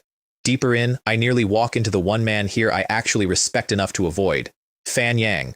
A veteran, elegant, blue-robed, tall and refined, with the still, sad face of a man who bet his whole life on one idea and watched it burn. I know his story. Everyone up here does. Xiao was a gifted beast tamer once, and he threw it away, chasing the dream of breeding his own mutant beast, poured a fortune of spirit stones and a decade of his life into it, and stalled his cultivation into a ditch. For 7 or 8 years, he's been stuck at peak how refining, while men half his age passed him by, and the peak split into the ones who pity him and the ones who sneer that he had it coming. Nobody's sneering today. Because the beast he finally bred is a second-order red flame leopard, and I come around a stand of burning trees just in time to see what it does. A peak how refining disciple, Fan Yang's own equal on paper, is begging him to call the fight off, offering to withdraw, sweat pouring down his face. Fan Yang pats his leopard almost tenderly and murmurs, "All right, enough playing around. Time to be serious." The leopard's narrow eyes snap open.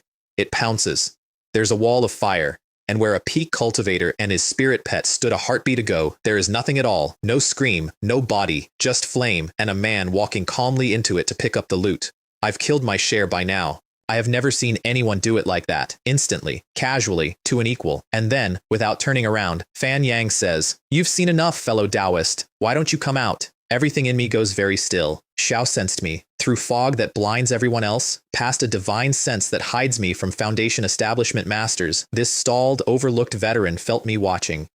I step out slow, hands folded, respectful, and I keep a summon half-formed behind my back the whole time. Xiao studies me with a friendly smile that may or may not reach his eyes, and offers, smoothly, that a talented junior, the one who won the alchemy competition, would be welcome to shelter under his protection a while. It's a test. I decline, just as smoothly, thank him, and take my leave, and I feel his eyes on my back for 100 meters. 2 things are true now.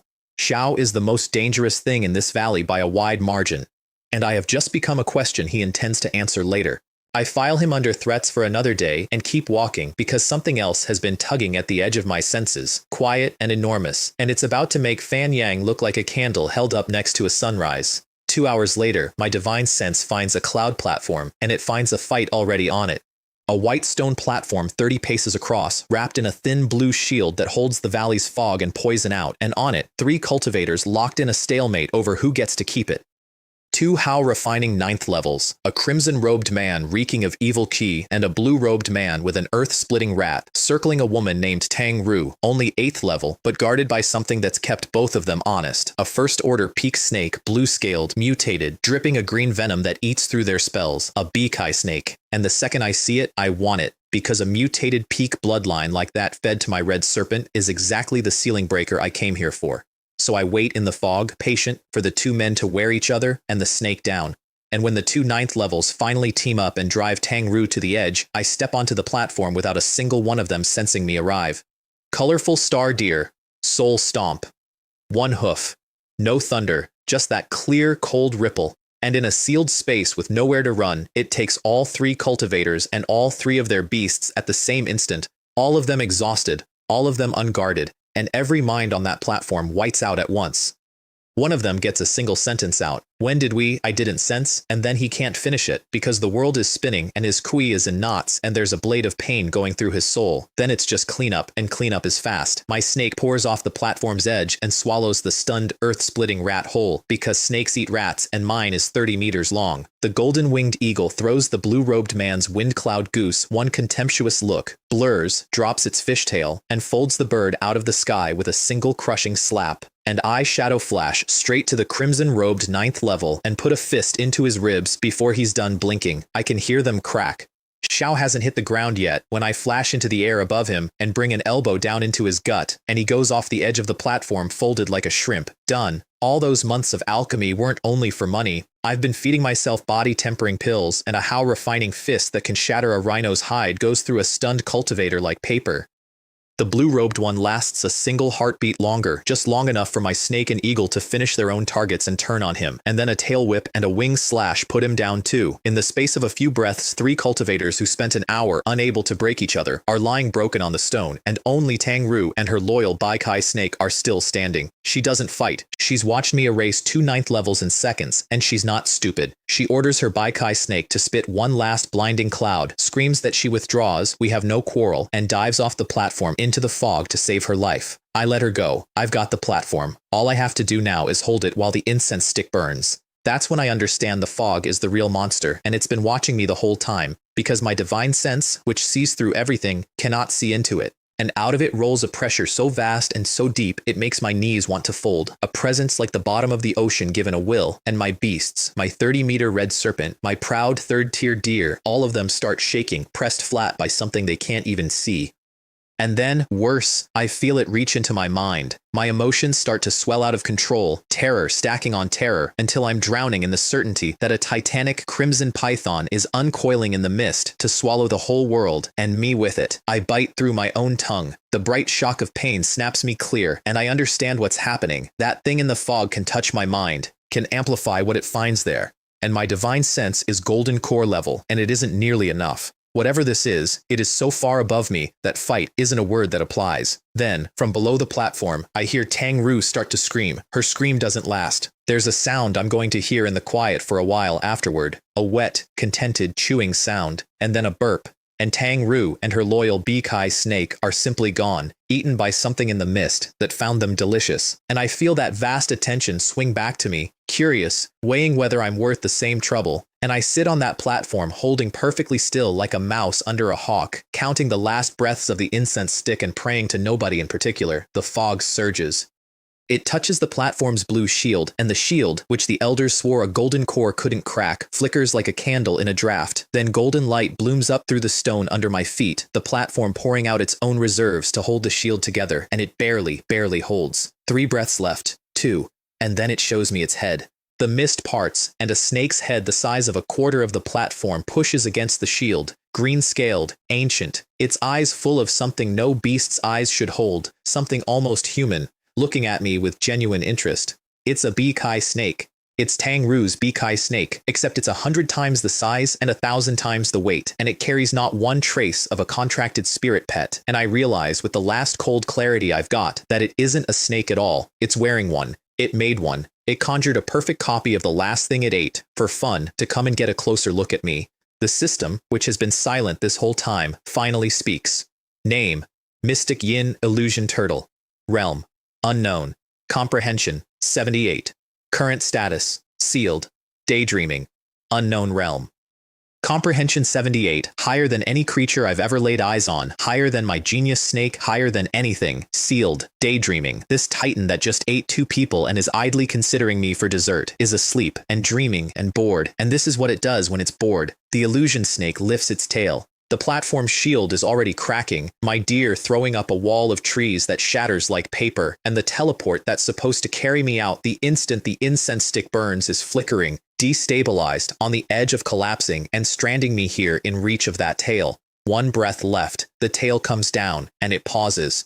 For no reason I'll ever be sure of, right as the system's panel hangs in the air between us, the great snakehead stops, its raised tail freezing in the mist, and it looks at me a moment longer, and the teleport steadies just enough. I recall every beast in a heartbeat, and the white light takes me, and behind me, as I dissolve, the tail finishes falling, and the entire cloud platform shatters into a crater, and I feel the wind of my own death close over the space where I just stood.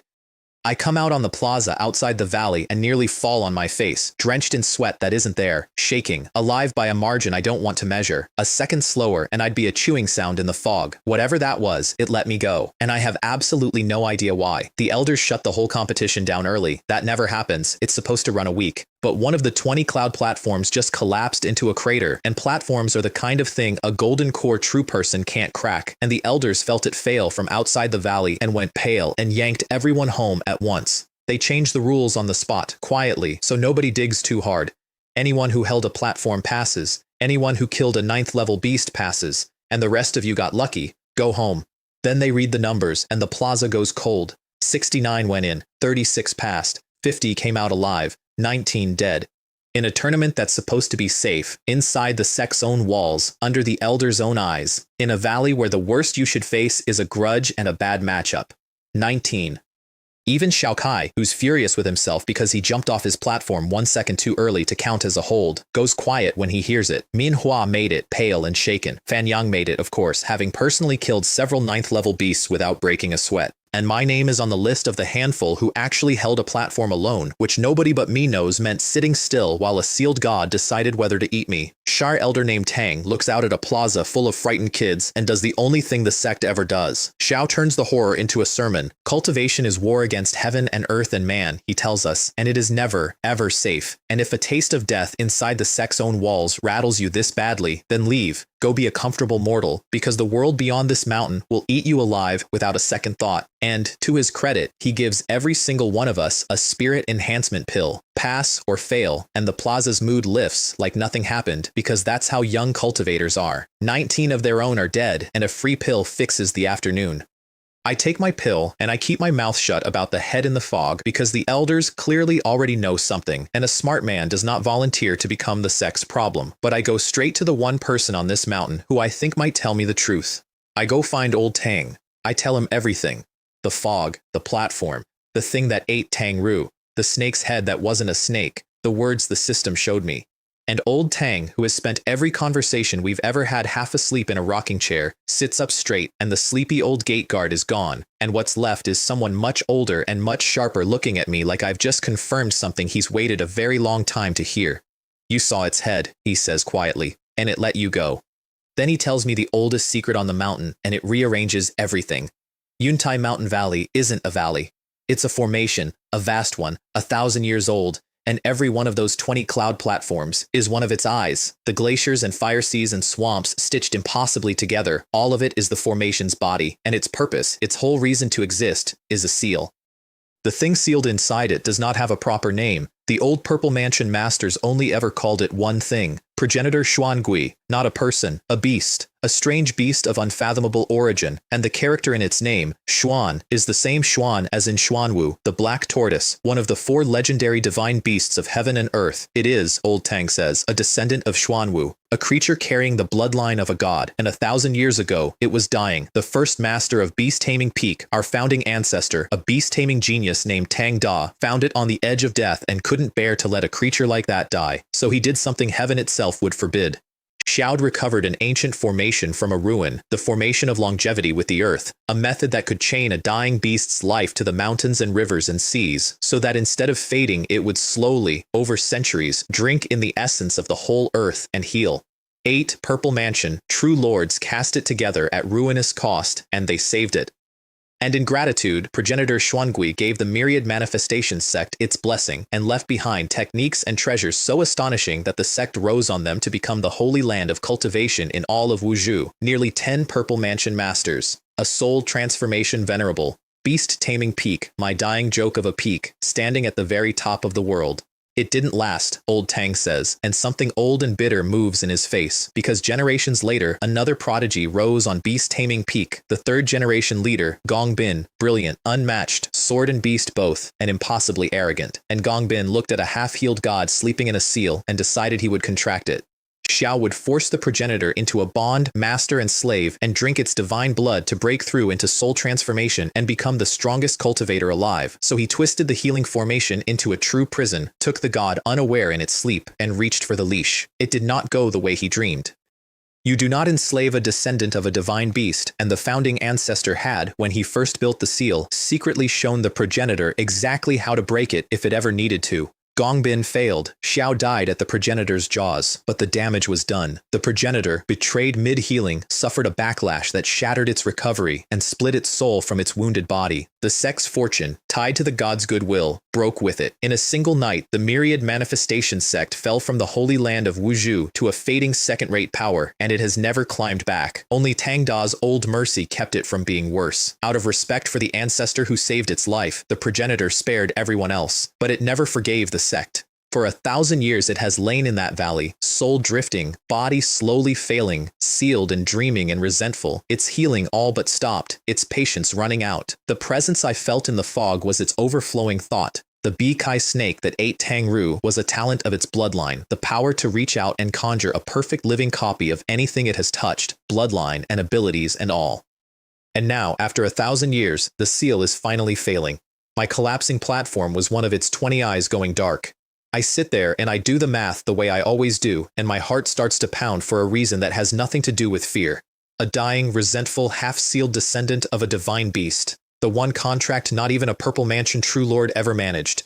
The impossible thing Old Tang has been waiting 100 years to see fulfilled, and I have a golden finger that turns beasts into legends by feeding them, that a lazy orphan snake and a defective eagle and a proud impossible deer all rose on. A creature reaches into my mind and finds, instead of terror it can master, a boy it's curious about. My beasts kneel to it, and it doesn't kill me. It lets me go. Old Tang, I say slowly, and my mouth has gone dry. Why are you looking at me like that? And the old man just smiles and glances east, toward the valley, toward the sleeping god, and says nothing at all. Let me tell you where I started. A handyman with 3 spirit roots and a mop. Punched in the gut and dragged off to feed a bully's chickens because I made the mistake of looking a man in the eye, while a whole courtyard of people studied their own feet rather than help me. A dead boy's body and a quiet promise to protect a family I'd never met. And let me tell you where I am now. First place at the Sect's own alchemy contest, in front of 1,000 people who came to watch me fail. A sword saint for a grandfather and a foundation master for a teacher. A family gone from prey to power, running a spirit beast empire I supply from a chicken garden nobody watches. 3 monsters asleep in a room inside my soul. A lazy orphan snake grown into 30 meters of legend. A defective eagle turned into a golden sky lord. A proud impossible deer carrying the blood of a 3rd-tier race. And a golden finger that took every broken, overlooked, thrown-away creature the world handed me and made each one into something the world can't ignore. Everyone in this sect wanted to fly a sword and cut open heaven. I just fed the zoo, and the zoo made me untouchable. But the story never ends on a clean win. It never does, and now there are 3 shadows on the wall instead of 1. Up on Sword Control Peak, Liang Yang sits in seclusion, sharpening a sword intent that already takes heads, and when he comes out, he is coming for the handyman who buried his brother. Out in the valley, a veteran named Fan Yang has decided I'm a question he'll want answered, and he kills peak masters for practice. My grandfather still has 10 years and a foundation pill I haven't paid for yet. And east of here, past a curtain of fog, a descendant of a god has been dreaming in chains for 1,000 years, its seal finally cracking, its patience finally spent, its ruined heart full of a resentment older than my whole sect, the one contract no master in 1,000 years could make. The door Old Tang has watched me feed animals in front of, with that particular look in his eye, since the day I walked into his garden. It reached into my mind, and it found something it was curious about. My beast bowed to it, and it let me live. I don't know yet what that means. I don't know that the strange old man and his talking tortoise have been waiting a century for exactly one boy with exactly my gift to walk up that mountain. I don't know that the thing sealed in the fog is about to become the most important relationship of my life, for good or for ruin. Right now, I only know 3 things, and they're enough to get me out of bed. I've got chickens to feed, a grandfather to save, and a sleeping god at the far end of the fog that I would very much like to meet.